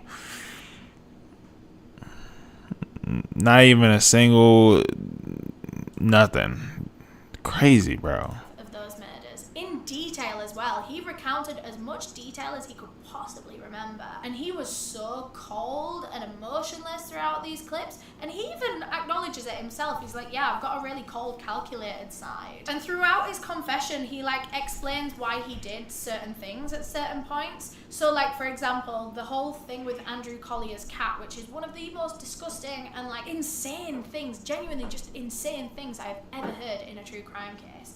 He actually had a specific reason as to why he did that. He said that he had killed the cat and posed it in that specific way in order to degrade Andrew Collier for a very specific reason, and that was because he was personally angry at Andrew. He never usually had anything personal against his victims, did Colin. It was never usually personal. He just wanted to kill just to kill. But this time was different. He was personally angry at Andrew, but this only came about after the victim was already dead. So he'd killed Andrew because he didn't give him the PIN code to his card. And then after that, Colin just starts ransacking the whole house for anything that he could steal. He wanted to try and find cash or something. And as he was rummaging through a load of stuff, he found a letter from Andrew's doctor that said that the results of his recent HIV test had come back positive. Andrew Collier was HIV positive. He had a contagious STD that he was gonna willingly give to Colin Ireland that night. He had gone to the Colhern pub, picked up Colin Ireland with the intention of taking him home and having sex with him that night, without first disclosing at any point throughout the whole night that he had. Well, good thing he wasn't the slasher, because he'd have definitely contracted that. And Colin, even though he had no intention of sleeping with this man, he was literally just there to murder him. He still felt so incredibly disrespected that this man was. But you were coming in to murder him, though.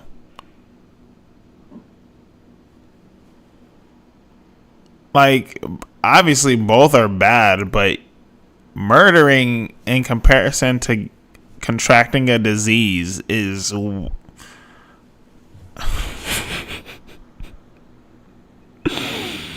Is going to knowingly, silently transmit him an incurable STD. And he said that was why he went the extra mile with the aftermath of that murder, and that was because he was personally furious with this man. He wanted to humiliate and degrade him. He wanted him to be found. He wanted his dead body to be found in the most humiliating way that he possibly could think to do it. So, police have listened to this dude had the audacity to be like, I'm mad at you because you wanted to try to contract HIV, but you're trying to murder him. How can you be mad, bro? Because you know you're not gonna have sex with him, but you're mad because he has HIV and he didn't tell you. Make that make sense. And at this point, they know his motive. They know that he just wants to be an infamous serial killer. But what they don't know specifically is why gay men? If he himself says that he is straight and he had no interest in having sex with these men, why was he specifically going for gay men? Well, Colin Ireland said that gay men were kind of the easiest targets right now due to them being quite a private community, obviously with their distrust. They didn't like the police. They weren't going to talk to the police, basically, is what I'm trying to say. And he was proven right with that because the community didn't cooperate with the police as well as you would have hoped. And there was also the hanky system, which proved really useful because it was almost like pre-consent to be tied up. Almost like it was just easy for him to identify the people that would be more willing to be tied up, you know? And that made his job a hell of a lot easier. If the victim was literally like willing to jump in the ropes and go, yep, tie me up, like, of course, that makes Colin Ireland's job so much easier. And there was also the fact that I think he was just homophobic. I think he was. Whether that was internalized homophobia or just like straight up homophobia, he was. But basically, throughout this interview with police, Colin Ireland had three main points that he really wanted to get across to the police. One was that he had not been under the influence of alcohol or drugs. Even at the Colham pub, when he was ordering drinks, he would only ever order soft drinks. He was completely sober with every murder that he did. Two, he wanted police to know that he was not gay, he was not bisexual, he was straight, he had no sexual interest in these men at all, he never intended on having sex with them. And also, number three, that no part of his murders were sexual. There was no sexual assault, there was no sexual gratification that he got from the murders, there was no sexual element to him at all in this. How many times did I say the word sexual then? That's crazy. A lot of people don't believe him when he says that. And I don't know what I believe, but I don't know, I think it's kind of believable. He did seem like he genuinely just wanted to be a serial killer, and he put in a lot of like research and thought into how he was going to do it, and it kind of makes sense that he would come to the conclusion that the gay community is the easiest to target. I don't know. On December 20th, 1993, Colin Ireland pled guilty to all 5 counts. Dude, he couldn't wait for that. He was sentenced to a whole life tariff, meaning that he's never going to be eligible for parole. He's never going to be allowed. I could just see him in prison. Him just being like, you know, I killed gay people, right? Yeah, it was me. So who are you? Oh, nah. Just a gay slasher. That was me. Boy, shut your... Boy, oh my gosh, bro. I guarantee you that's exactly what he was doing. Okay, but being willingly tied up by a stranger is just a crazy idea to me. Yeah. Very, very, very crazy. Out of prison, he went on to die. Being tied up isn't like crazy. It's the stranger part. You ever heard of stranger danger? Come on now. Behind bars. This is a very rare sentence to be given out over here in the UK, by the way. It's only for like really, really serious like repeat offenders, like serial killers, serial rapists. Only the worst of the worst have ever been given this tariff, and I'm sure you would recognize a lot of the names in the list because they're all infamous serial killers. And even then, a lot of the time when people are given a whole life tariff, it's often served in a psychiatric unit because a lot of people that commit crimes heinous enough to receive a sentence like this tend to be mentally ill. But that's one thing that's really interesting about Colin Ireland is that he's not. He's been tested so many times and they really don't think he has an ounce of mental illness in him. He is completely... That's cap. That's cap. They said not a single ounce of bro. Yes, you do. I'll diagnose you. Yes, you do. You do. mentally sane, and he was when he committed these murders too. Colin Ireland spent most of his sentence in Wakefield prison and died behind bars on February 21st, 2012, aged 57, from pulmonary fibrosis. But wow. That is all I... See, he didn't even really get to live. I mean, I guess a little bit. He got to live it out a little bit in jail. Whatever, but... have on this case. Thank you so much for watching, and thanks again to NordVPN for sponsoring this video. Remember, if you go to nordvpn.com/Eleanor, you will get 4 bonus months free, so don't miss out. You can go and click the link in the description below. A huge thank you to all of my channel members for supporting the channel and helping me decide the cases that I cover. All of my tier 2 members are on screen right now, so thank you so much. If you want to become a channel member, you can click the join button down below. But yeah, thank you so much for watching. If you enjoyed, please leave a thumbs up on the video, because that would really help me out. Any engagement, any comments are really good for the video. If you want to subscribe, there's a pic of my face. If you want to click it, I'll let you subscribe. Yeah, that was good. That was good. I would like to do more of these murder mystery type situations. They're pretty fun. This is probably the most... Oh my gosh, it's not even elaborate. It's not like, it didn't make you think. I don't like ones like that normally. This one's just like dumb. It's as simple as that. It was just dumb. He wanted validation, couldn't really get it, got it a little bit, died in jail. Corny. Look, you're fine if you miss more than half, honestly, because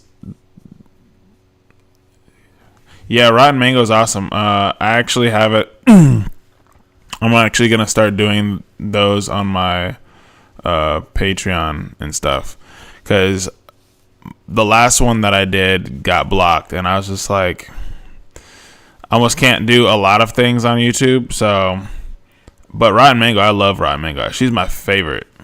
She is my favorite. She's awesome. She's really cool. I like Rotten Mango a lot. But yeah, I'm definitely gonna do a lot more of these type streams. I'm just not sure about a schedule yet. I just know I want to do it at least every other day. That's my goal. That's my goal. But nonetheless, I appreciate you for stopping by, GG. Thank you very much. You've been awesome this whole stream. You know, keep me company and all that. But hey, if you have any specific like takes or whatever, hey, just let me know. Just let me know. You got me right here, and I'll go ahead and check them out. But all right, everybody, have a good night. It is, oh my gosh, I need some food in me. That's what I need. All right, I'll catch you guys later. Peace.